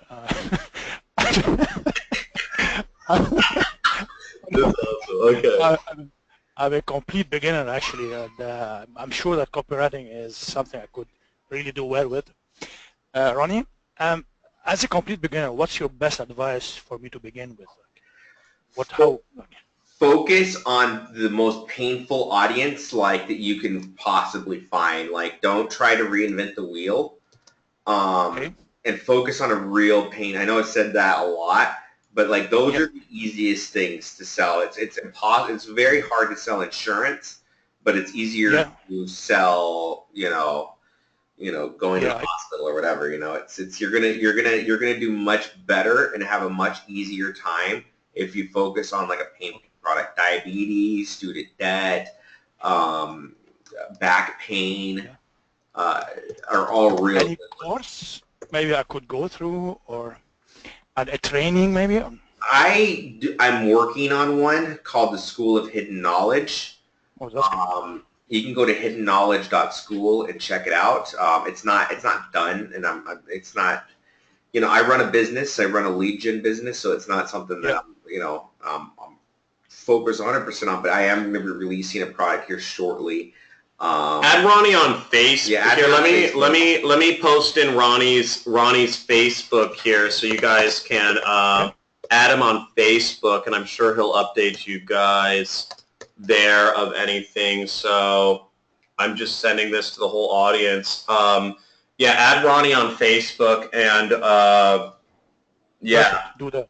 Thank you guys. Have a good one. Cool. Oh, is that good?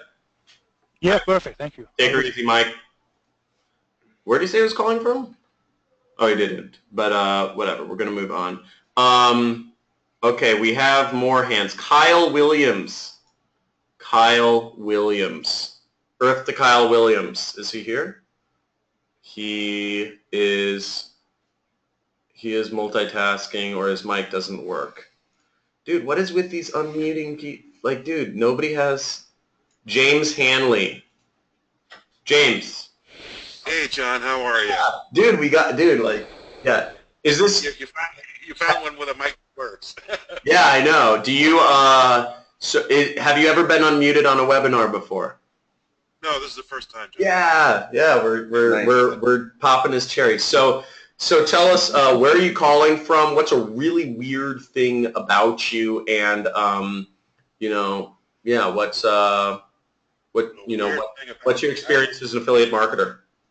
Zippo on the affiliate marketing. I've been on the Warrior Forum for years, and I'm done buying any of the CPA courses there, that's for sure. Yeah. No more WSOs, huh? Yeah, it's kind of we call it a donkey fest on there. Oh my God, I'm so tired of it. But I started getting your emails a couple of weeks ago, and I said, "This guy's the real deal." I've learned a lot just by listening and reading your emails and seeing some of your webinars. Cool. But anyway, where are you calling from, and what's a weird thing about you? Danbury, Connecticut. What's a weird thing about me? I rank off a lot, I guess. I think it's affiliate marketers. Yeah, that's awesome. What's your question? Everybody. I'm just curious. Once you get a campaign going that's profitable for you, how long do they typically last? It's a good question. It depends on what your traffic source is, and then how big your audience size is. So I do a lot of Facebook, and I think a lot, Facebook's the easiest one to get into. So I mean, I try to do at least a Facebook audience of 500,000, and I can expect that to last about 3 months. Okay. But the bigger the better. The bigger your audience, the better. So if you have something that converts a 3 million audience, that may last you for 3 or 4 months of pretty profitable. And you want to look at your frequency, and I'm talking about Facebook here because this is where you're going to see that type of data and how often they're being served that ad. Okay. So I think that's the direction I would probably go to start out, would be Facebook. Yeah, well, Facebook is good for that. I think it's an easy way to start marketing, especially because you're going to see stuff like frequency rates and and audience sizes and have a data that's going to really be helpful for that exact question. And really, at the end of the day, it just comes down to if you're still spending money, is it profitable? So right, that's the real. I mean, as long as you can. Well, I mean, with Facebook, with their targeting possibilities, is just amazing. Yeah, and their lookalike audiences too is really where it's at. That's really the power of Facebook is creating lookalike audiences. And how many campaigns do you typically run?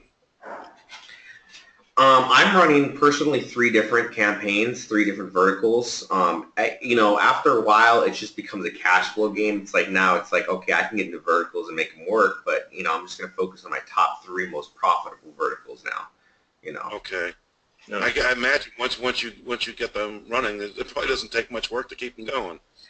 This guy, this guy works. I'm a workaholic. I came from a Midwestern kind of upbringing.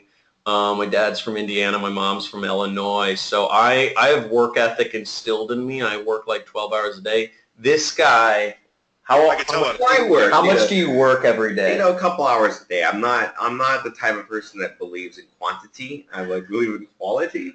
This guy's hilarious. So yeah, I'm not a rising grinder. You know, I'm not trying to. What exactly? Typically, what do you do on a daily basis? You got three winning campaigns in a row. Wake up, smoke pot. I wake up, walk my dog. Well, first and foremost, I wake up and look at my campaigns. I actually have a media buyer now that I work with. That I've built my business to the point where I have people that run parts of my business. So, but especially when I was just doing it by myself, I would just wake up, turn my campaigns off. Usually I go back to sleep, wake back up, make sure I'm still profitable, walk my dog, smoke some weed, watch drones. I don't know it. I have my girlfriend says I live the life of a retired man. I just wander the streets. I don't know, I'm a lost soul. Yeah. I try to keep myself busy. And that's actually really important because you will get to the point where you're going to making money, and it is kind of set it, forget it, and it's what do you want to do? Do you just want to jerk off all day, or do you want to productive, do something else with your life? So that's kind of where I'm at is trying to figure out productive things to do. Does that answer your question? Absolutely, John. Thank you so much for your time, and Ronnie, you too. Thank you. No worries. Thank you. Right. Thank you. Okay. James. Okay. That's so funny. Okay. Questions. Guys, let us know if this is cool, if this is helping you out. Let us know if you have any questions. Nick Casumo, you raised your hand. Does your mic work now? Nick's mic doesn't work still. Okay, Nick, I'm muting you again. Rolando. Oh, Rolando, Raymond, Ray Duke. I'm getting you to you next, so make sure you're available and you can hear. Rolando Hernandez. Are you there? Rolando. Oh man, Rolando. Dude, Rolando, your mic isn't working. Okay, Ray Duke. Dude, yeah. Ray, and guys, by the way, I want to throw out a shout out to Ray Duke. He's actually a student of mine, and he is killing it. He's writing dude, what you're doing a multi-million-dollar launch with your Advertorial. This guy's a really good cop. What is your website, by the way, Ray? I want to. Could you hear me? Yeah. How are you doing, man? Oh, pretty good. I was trying to fake I was jerking off here. I'm trying to put a sound like this. I guess it didn't come through. Oh my god! Can I plug your website? People. Sure, man. Yeah, guys. I just want to plug this guy. You should subscribe to his newsletter or whatever. He's a copywriter as well, and just a really smart guy. I've come across this guy here in LA, and he's amazing. Raymond Duke, copywriter. You have a cool name too. So yeah, tell everybody kind of where you're calling in from, your experience in affiliate marketing, one weird thing about you, and then your question. Okay, calling in from Long Beach. I'm in Long Beach right now. Oh, you're in Long Beach. I'm from Long Beach. Yeah, cool, man. Yeah, I'm hanging out here. Experience as affiliate marketer, doing this for about a year-ish, off and on. I'm actually writing a native ad right now. One weird thing about me, I like making burgers out of buffalo meat. Maybe it's not that weird, but it's one thing about me. Yeah, I use buffalo meat. It's amazing. That's cool. Yeah, lean. Yeah. Yeah, man, I got some cool projects going on right now. You want me to talk about those, or you just want me to ask a question? If you could go into the question, we actually have a ton of people on this call, so we have a lot of questions. So I just want to make sure we get through. All right. Right now, I'm working on an offer for auto loans, and maybe I can get both of yours some feedback on how you would position that. What would be an angle that you would use for it? Auto loans. Auto loans, yeah. And what are these? Are these people looking for loans for a Lamborghini? Are these people looking to buy their first car, their second, a Honda Civic? Are these guys looking to get a loan to be a Lyft driver? What are they just looking to get to work? I mean, what are these people? It doesn't matter because the website pays out on if they opt in. If they just put in their zip or the info, so I can approach it from different angles. I can say, you know, get a used car, get a, you know, used car. Doesn't matter really, because The car salesman is a good angle for that. Okay. Educate them on like Trick the car salesman is a good angle, yeah. Mm-hmm. Which is educate them on the fact that when you go in, that the dealership makes money off of giving them a loan, which a lot of people don't know this, that dealership makes back-end money off of lending money to 2 to 3 points. Yeah. And say you can trick the dealer, the car salesman by negotiating price and then saying I'm already pre-approved for my loan. So now they're not going to make points off of you off of the back. So I would go with kind of that angle, which is trick the car salesman by showing up with a pre-approval and he doesn't even know it. And so that your weapon is you pull out your pre-approval and the look on the salesperson's face is going to change when he realizes he just negotiated you the deal of the century. How do you come up with this shit, dude? Well, I was a car salesman. Like, that's amazing. You just pulled that out of your ass. I mean, that's amazing. One of the angles I came up with, I'm going to drop the link in the chat right there, is that news story that came out last year. And the news story is about how this bank was charging blacks and Hispanics 2.5% more on their auto loans. So the angle with that, I just want to get something that has a lot of shares and gets spread around, gets people pissed off. But then I would say, hey, you know, the best way to make sure that you're getting the lowest rate possible is to go to this site here, put in your zip code, and get the best rates or something like that. You think that would work? Getting people riled up over, you know, even women. Yeah, I would even add women and minorities ripped off and kind of go with that angle. You know, image is going to be... If you're a minority, you may be getting ripped off on your auto loan. I know you're targeting some minorities, Ray. So. I don't mean to sound... I mean, obviously, I'm Mexican, so, like, you know, I'm a minority, but I don't mean to sound racist, but, like, having a picture of, like, a ghetto black dude, like, sagging pants that just got approved for a new car. Dude, like it's that's really one of the ads I'm running right now, and that's the one that's converting. Yeah, that's what works because people are gonna think, fuck, if that like ghetto black dude can get interesting $60,000, can get approved for, what can I get? Wow. You know, I know that it's fucking racist, dude, but it is what it is, you know. I know. Well, that's what I'm actually. I got an image from a Craigslist ad. The guy selling his car, so it's just like an average, you know, guy in front of an Escalade. And I just got it from a Craigslist ad from some city, so it's like a camera pic, you know, and that's the Facebook ad, and then I put it like a testimonial. I would do like a Tesla, because like it's like a super white person car. Try to find like a ghetto black dude in front of a Tesla. It's like, dude, that's great. Black guy in front of it, like, oh, that is awful.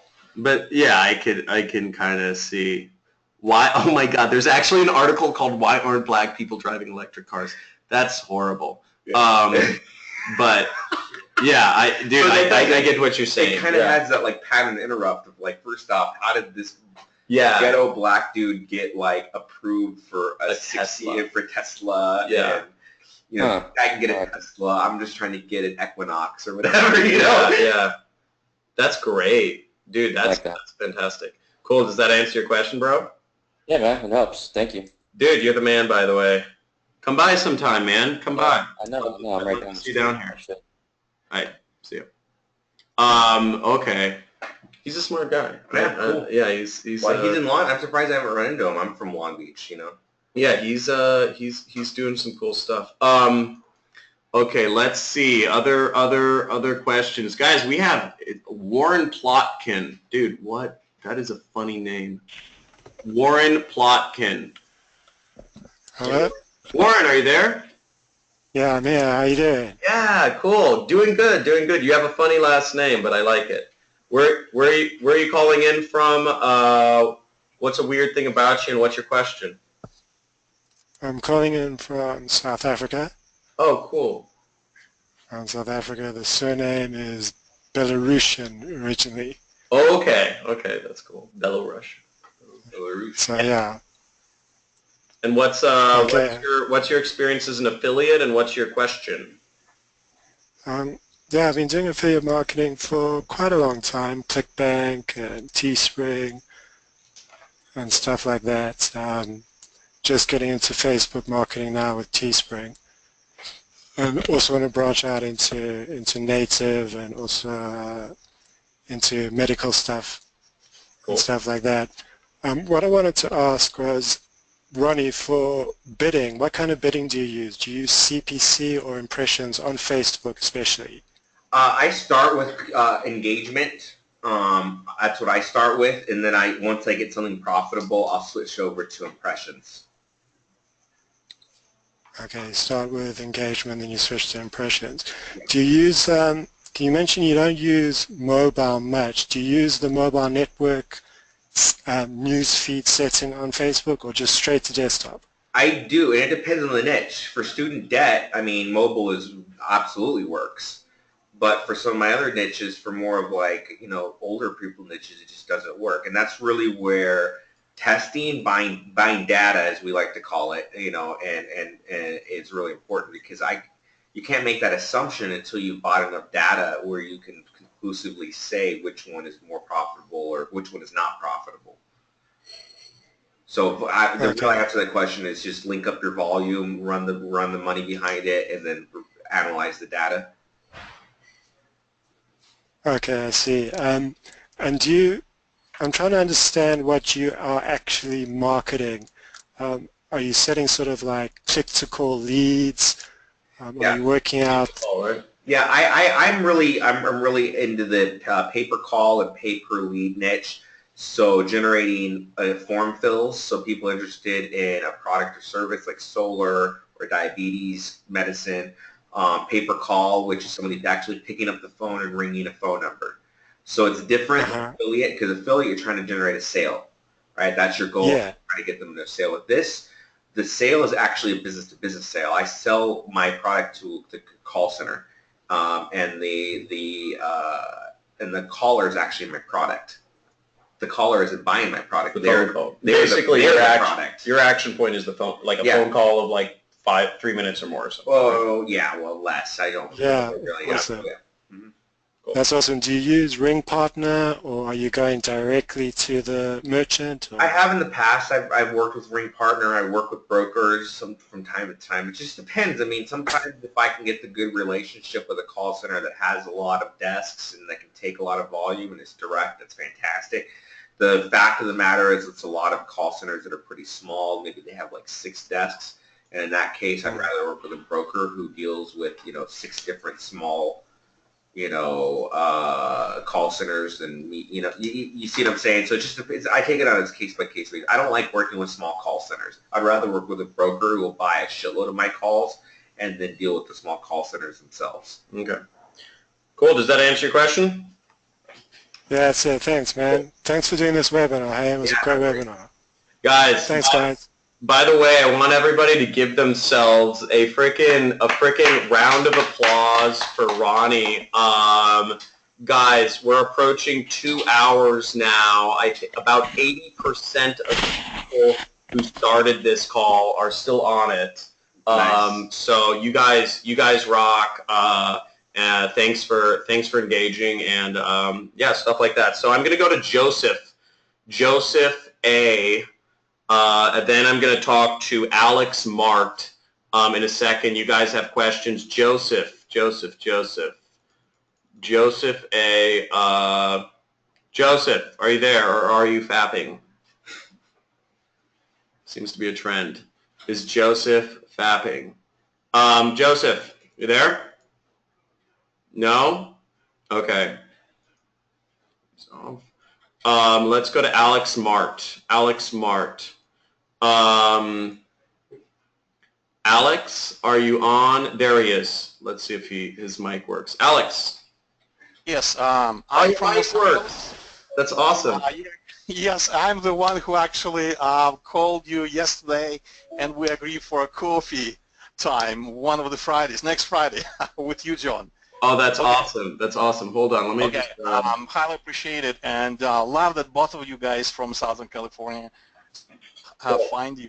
Now, here's my question is, Hey, Nick. here's the question. since you're doing a lead generation, and my question is to identify the offer that actually performs well, what I do a direct linking to my path, and I don't ask them to submit data into my forms.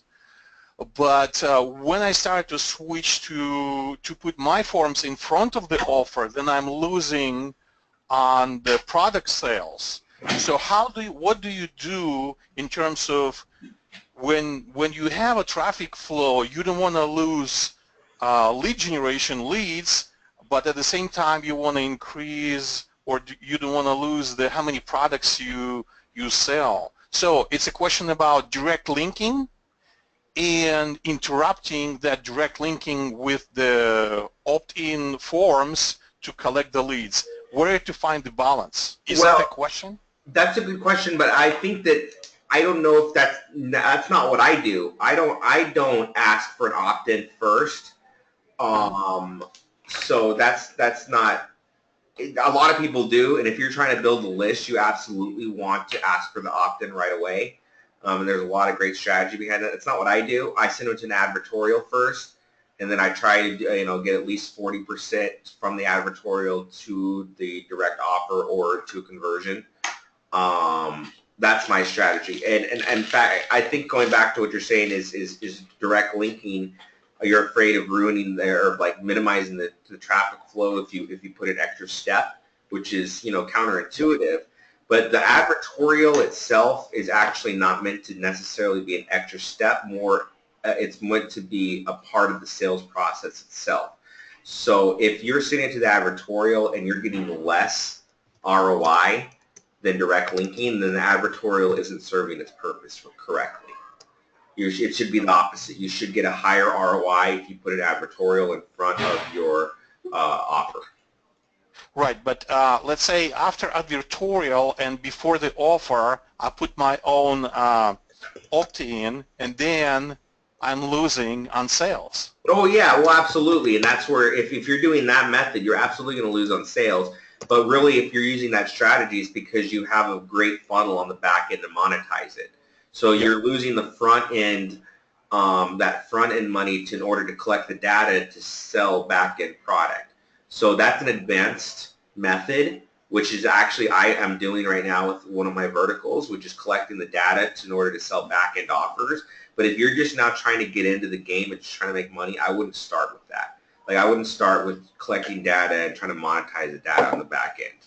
Like start with monetizing something immediately on the front end before that. Yeah. Okay, got it. Very nice advice. I love it, love it, love it. I fight with my partner a lot about that because he's a lead gen maniac and email crazy nuts.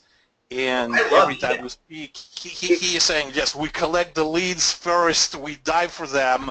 Yeah. And I'm like, hey, is there a time to just generate some cash and see? Yeah, generate some money first. Yeah, get it profitable on the front end first. It's pretty, it's pretty easy to, make money and then focus on, I guess, making more money. Yeah, I get what you're saying, I agree. Yeah. Make the money first. All right, I'm going to move on to new people. Have a good one, Alex. That helped you out? Mm-hmm. Cool. Dude, we're like hosting a radio show. Yeah. We're like affiliate radio talk. Yeah. Friday afternoon affiliate talk. Okay, I'm going to John, wave your hand, by the way. Wave your hand. Yeah, so John from Oregon is over here too, so he's hanging out. Bill T. Bill. Hey, how you doing? Hey, dude, you're unmuted. Have you ever been unmuted on a affiliate radio talk show before? Yeah, I have, and I should mention I happen to do about 8 go-to-webinars a month, so I'm pleased. Oh my God, nice. That's awesome. Cool. Yeah. So, I guess you've been unmuted more than me. So hey, where are you calling from? What's your experience as an affiliate, and what's your question? Calling from Chicago. Cool. And the question I've got is that, and it's kind of a weird one, but I currently earn over $100,000 a month net, and I'm doing high ticket coaching, $7,500 on the front end, $35,000 on the back, and I'm working less than 15 hours per week. Basically, I'm working Monday through Thursday, about 3-4 hours a day. What's your question? Yeah, the question is, I really don't want to work with people one-on-one anymore, so I'm trying to do more of like a direct sale. You know, it's very similar to what you're doing. So I'm trying to figure out how to transition from doing what I'm doing to where something can be an autopilot. So, because right now, the problem is with working Monday through Thursday is that I have to set appointments every day, and I have to meet those, and a lot of times I really don't want to talk to people that day. Sure. So I'm trying to transition to what you're doing. So yeah, kind of to address that, everybody, I think he's referring to my training course. Kind of some things that I've really kept in mind. So one thing is the way I've structured my training course is it's a 12-week course. I've made it similar to kind of like a college course because I wanted to create something that was valuable, but I also wanted to liken it very much to kind of like an education. But I guess one of the big things is I work in accountability. I have people that work for me that hold people, literally they hold people accountable as they go through my course. And that's very important because lots of people when they're, in my case, when they're learning a new business, they really need, they need that hand holding. So, and frankly, whenever I do something, I say, okay, I talk about it looking at things from a process standpoint.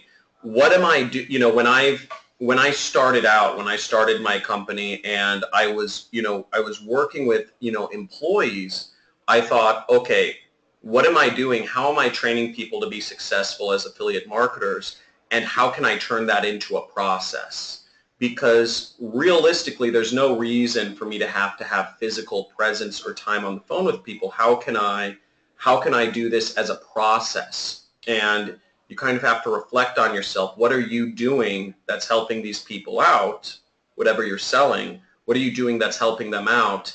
And how do you turn that into a process? So it requires you to kind of be introspective and analyze what you're doing.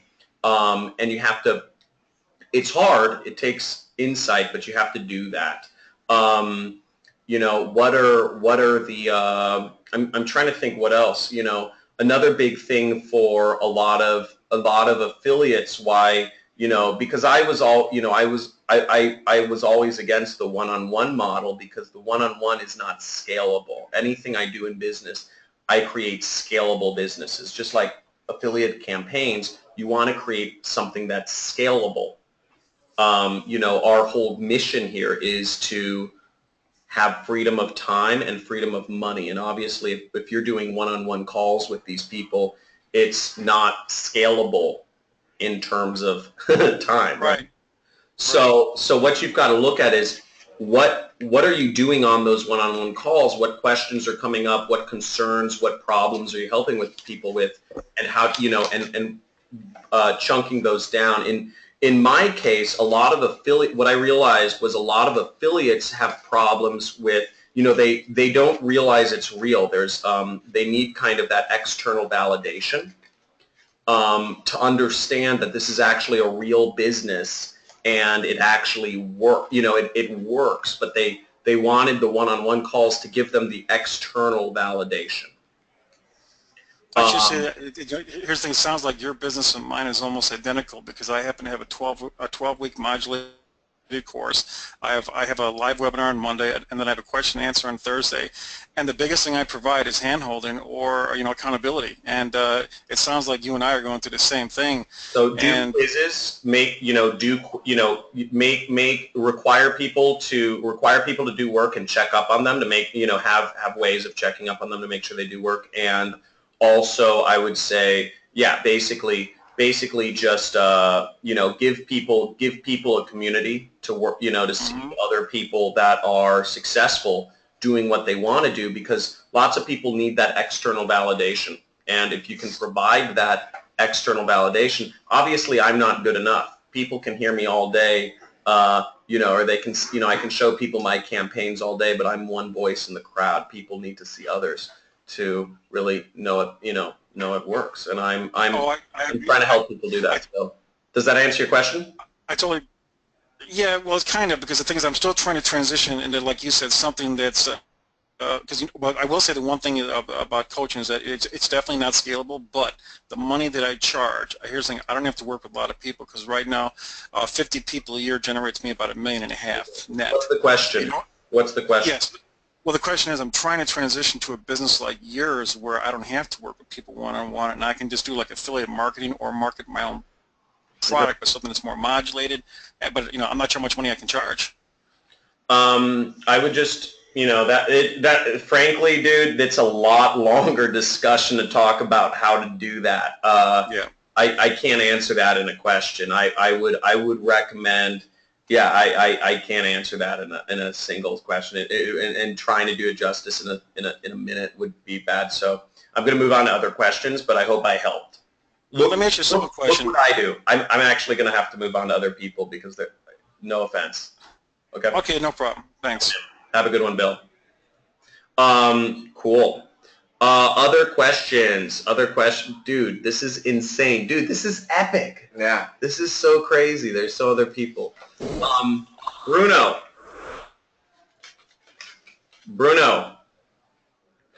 Is Bruno here?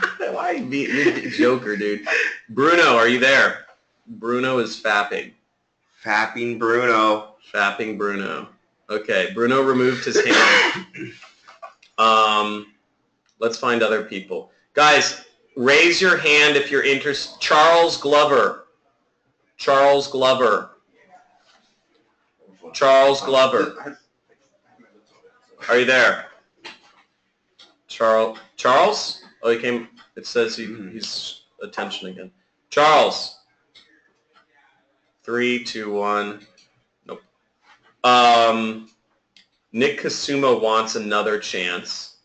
Okay. Should we give this guy a chance? Yeah. He was not around for 2 times. All right. Matt Tan, I will, if you are ready soon, I will get you.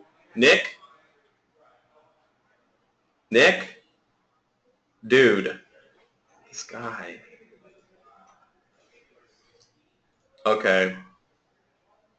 Matt Tan. Dude, you guys need to have mics that work. Lester Gabriel. Oh, we have a live one. Lester? Lester? Yeah. Hello. Have you ever been unmuted on a webinar before? No, I don't believe so. Oh, awesome, Lester. That's cool. So where are you calling from? What's your question? From Allentown, Pennsylvania. I'm just starting out, so my question is, what basic advice can you give for someone just starting out in terms of reading information or joining a course and stuff like that to get some basic, like a foundation going, something like that? What was this question? He's just looking for a foundation. So what type of foundation are you looking for? What can we help you immediately start to dive into? Well, basically, I sold some stuff on various eBay and Amazon and made some good money, but I want to get more into the what you guys are talking about here tonight. And I've been doing some reading and watching some videos on YouTube and following John and a few other guys and been getting some ideas, but more importantly, is it better to just do a little bit of studying and just jump into it than just go from there? Because you could study forever, but at some point you have to take action. Yeah, absolutely. You can study and study and study, but unless you just do it, you're just not going to have the experience and the trial and error. And that's just the bottom line. In fact, I see people that are so knowledgeable and that are more knowledgeable than me even on a lot of different things, and they make no money. They're not making any money. And I'm not the most knowledgeable technically media buyer, and I know media buyers that can run circles around me when it comes to actual technical knowledge, but why am I the one making the money? It's because I just fucking go for it. Yeah. And I'm willing to take a loss. I'm willing to, and I think, John, you're the same way. You're willing to lose. You're willing to lose, and instead of seeing it as a loss and a humiliation, we see it as a data point. Yeah. We know what not to do. Yeah, I'd piggyback on that. I would, I think, dude, taking action first of all, whether that with a campaign or whatever is fantastic. Obviously, I have a course. It's for specific people. It's I would say if you're looking for a mentor, I wouldn't get like tons of that. I'm not here, like, I honestly don't want to go into, this webinar is about Ronnie. I don't want to go into pitching my course, but you can find more information about that, schedule a call with one of my employees, and they'll figure out if you're a good fit for it. But I would just, whatever it is, whether it's, being an affiliate, surround yourself with a lot of good influences, and but I think only ever choose one mentor at a time. That's what I. Yeah, or have one strategy at a time. Yeah. It's don't jump around. You can make $1 million on eBay, or you can make $1 million in affiliate. It's just which one you want to just hunker down and just do. People always ask me, what's the best niche? What's the best traffic source? What's the best offer? I'm like, dude, you can become a millionaire on every single one. Totally. So I hope that kind of helps. Does that help? Yeah, thank you very much. Yeah, no problem, Lester. Have a good one. Did I say I was going to did I unmute Matt Tan? Matt, did I unmute you? Oh no, you did. But Matt, did we talk? Okay, sorry. What's your where are you calling from? What's your experience as an affiliate, and what is your question? So I'm from Torrance, California. Oh, dude, and, Cali. Yeah, so I'm pretty close by. I actually stop by San Marco every now and then. But yeah, in terms of affiliate marketing, I'd say I'm intermediate. I usually do. I mean, I started off with mobile, and actually that's kind of where I am right now. It's just mobile pops. But I really want to actually move into native ads. So that's actually what I've been looking into for the past couple weeks, and then I just got an account with Rev Content, and just a couple questions I had were, I'm so used to the CPM, like when you do with mobile pops and anything like that, but CPC is fairly new to me, so I'm not too sure what is considered high CPC, what's considered low. What do you normally start off with? Depending, is it just depends on the niche or the offer, or? You want me to answer this? Yeah, you go ahead. Okay. We were, I honestly, I have about 5 media buyers that work for me. So I remember just from the numbers when I was starting our test last year, we were bidding like 7 cents or something like that. We're bidding pretty low. We're bidding, non-paid, placement or something like that. We had a good relationship with our rep over there.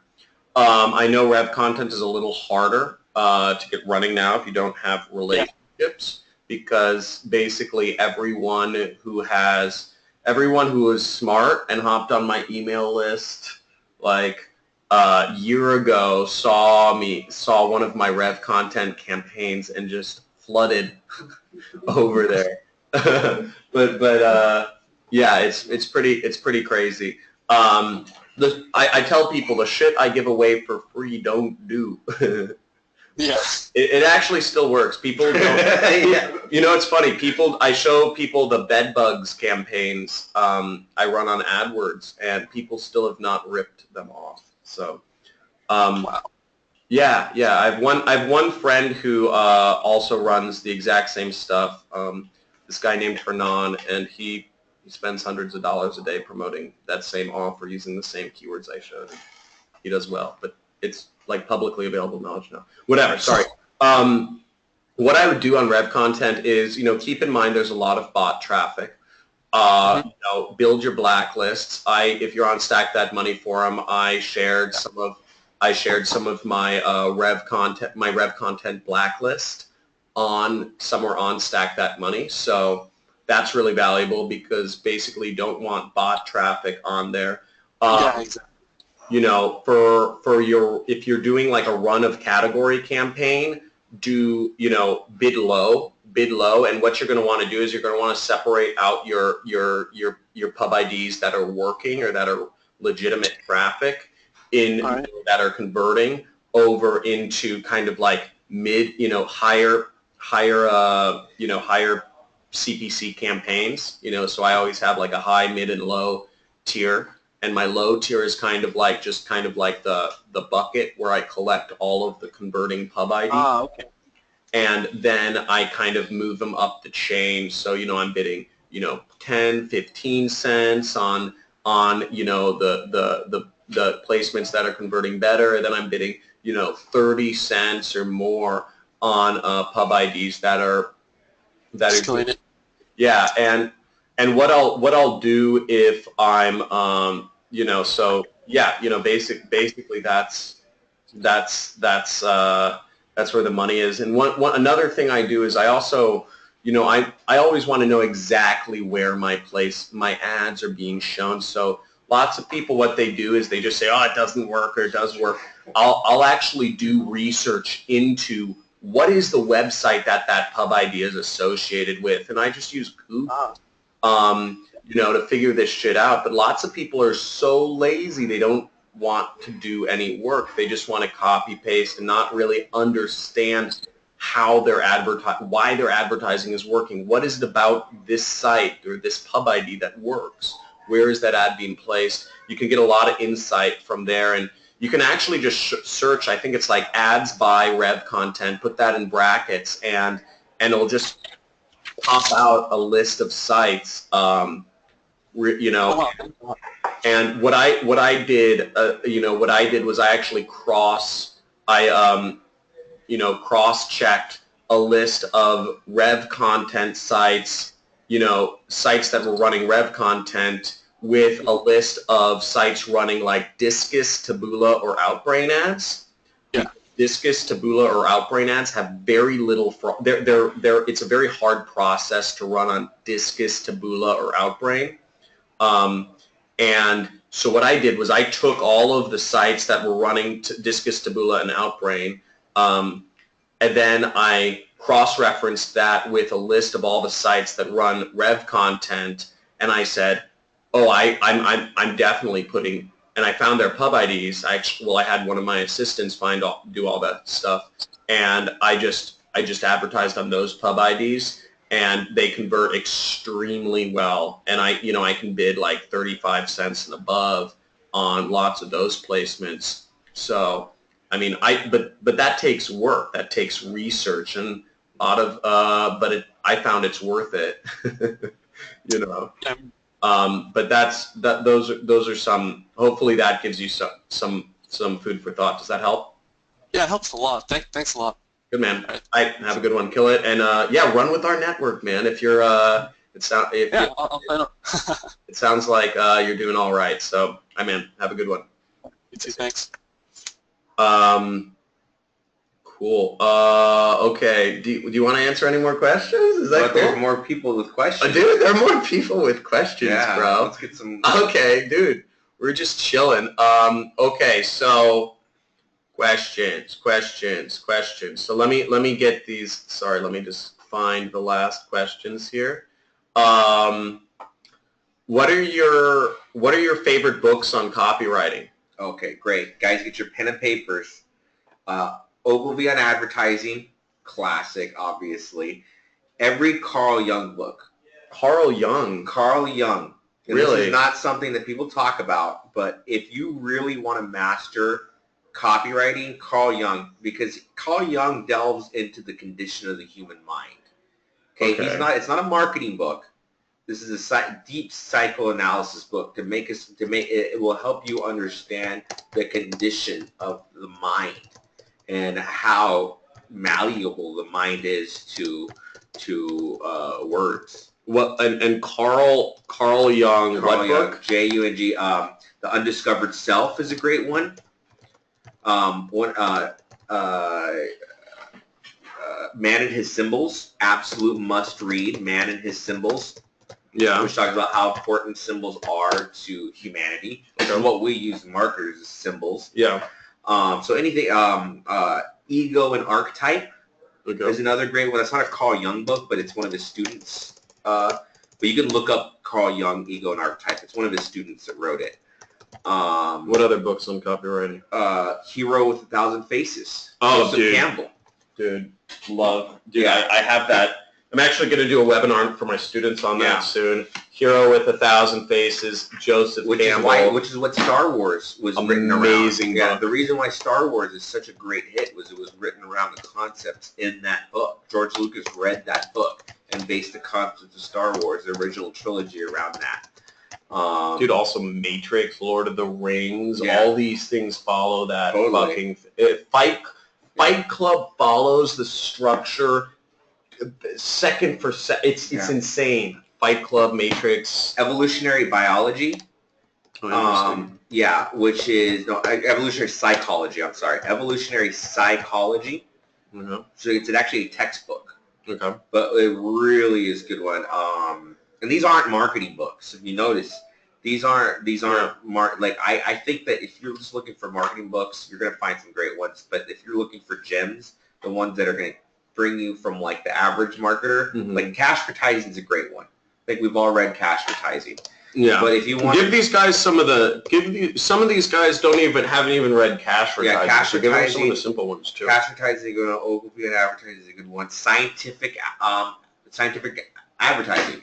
Yo, John, can you throw me the book? Scientific advertising. Yeah. Dude, these are all the things These I are get. classic. Yeah, scientific Or advertising. whatever I got here. Okay, whatever. Yeah, Scientific Advertising by Claude Hopkins. Yeah. What are your gems? Dude, I have all my students read Cashvertising, Ogilvy on Advertising, Scientific Advertising, and what was the fourth book? 1,000 Faces. Hero with 1,000 Faces. Yeah. So those are, that's my list right there, dude. That's awesome. Yeah, Millionaire Mind, but that's more of a mindset book, I think so. Okay. Oh, oopsies. Okay. Any last questions, guys? Last questions. Write them in the chat. Philip Coor. Philip Coor. Philip Cooper. Sorry, Philip Cooper. Dude, you guys are insane, bro. Nick. Well, who is this Nicholas Alvarez kid? Nick, you're getting unmuted. Nick. What's up, Nick? Why did you type what you were typing? Oh, look, he's off. Oh, Nick, come on, buddy. Nick, come on. He's scared. He said time to get high as fuck. Dude, I'm with that. I don't know why he said. Okay, Philip Cooper. Hey guys. Yeah, he's my here. question is, Hey, thank you for I'm calling and from Prague, Czech Republic. So, hi from Europe. And I wanted to ask, what are the native ads networks that you are running your campaigns on? What did he say? What are the native ads? Yeah, native ad networks that you are running your ads, your campaigns on, like Ref Content, Taboola, or Outbrain. Outbrain's Taboola is quite hard to get into. I personally haven't done a lot. I'm going to So test is Outbrain, but yeah. I mean you're running really white hat stuff. Yeah, I'm so. running pretty white hat stuff. John, you really like nativeadvertising.com. Right? Shut up, dude. Yeah, we do we run really hard across basically any native ad network we can. We're running on a lot. We're running on like about a dozen right now, if not more. I honestly don't even know what all the networks we're running on, but we're running a lot on a lot of different networks. My answer would be, dude, literally peruse the internet. If you're in Europe, just whatever country you're looking for ads on, just start perusing the internet. Look at Google News. Literally search for news. If you're looking for what niche are you advertising in? Gambling, casinos. What countries? Germany right now, Canada, Austria. Just search for some news. Search for poker news or money news or gambling news. Just go to Google News. Literally, go to Google News. Type in gambling. Open up the first 30 sites that show up in Google News, and then look at. Let's do it right now. Fuck it, right? Google.com. What's your experience level in affiliate marketing, by the way? Intermediate. Well, not like beginner to intermediate. I'm making mid three figures, like 500 profit days. Cool. What's your profitabilities right now? You mean ROI? Yeah, what's your ROI? About 50%, 50, 60. So so what I'm doing, I would just open up a bunch of things and look, here are the native. So the reason I use Google News is because you want to make sure they're legitimate sites, and Google is going to show legitimate sites, okay? The second thing is you're going to just scroll down and we're seeing recommended ads by Outbrain, ads by Zergnet, and maybe just you scroll over stuff and you can find more ads. Oh, here's ads by Quantcast ad choices. So you just find more ad networks, right? Then we're on WPRI, and do this in Germany, and ads by Taboola. Do this in Germany too, and you'll see other ad networks like Plista or VCO or Locker Dome, or there's a lot of other native ad sites that show in Germany that don't show in the U.S. So you're not going to find out about those, but literally just open up 30 sites and look at look, this is politics chatter, this is, I don't know if that's a little known native ad network. This is, this is Taboola. This, see what's showing up. Can you smoke your medical marijuana? Is this question right here. So yeah, guys, just basically, that's how I find my native ad networks. And frankly, I find new ones all the time just from perusing the internet. Lots of people don't. Lots of people don't look around, and people are like, how do you always find new native ad networks? Because I'm always telling my students about new native ad networks. Look at this, powered by Newsmax. This is a little known ad network we just found out about that people don't talk about. People wonder, how do I find these little known ad networks? I literally just open up Google News and click around. It's not hard, but it just takes effort. Does that help? Great info, man. Thanks a lot. No worries. Cool. Yeah, there's always, dude, if people just got down and did research, there's so much cool stuff. Yeah. More questions. We have. Okay. This is. Jamie.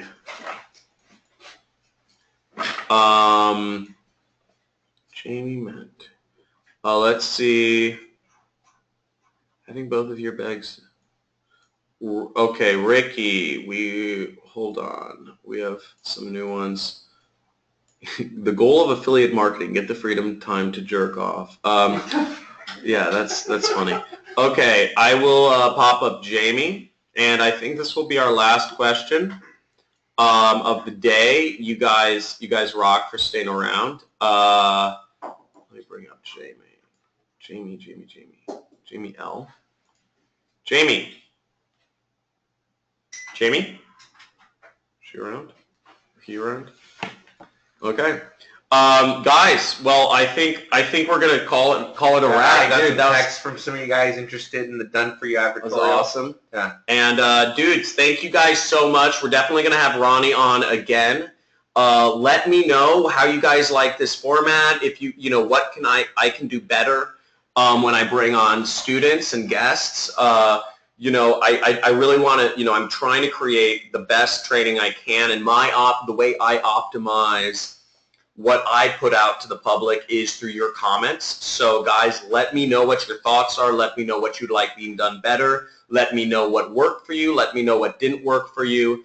It really helps me out. I'm super excited that everybody stuck around so long. There were hundreds of people on this. This was crazy that you guys stuck around so long. Lots of great questions, and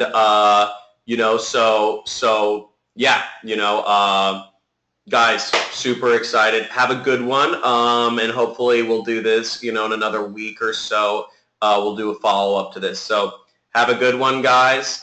Money. You guys were awesome. We the best.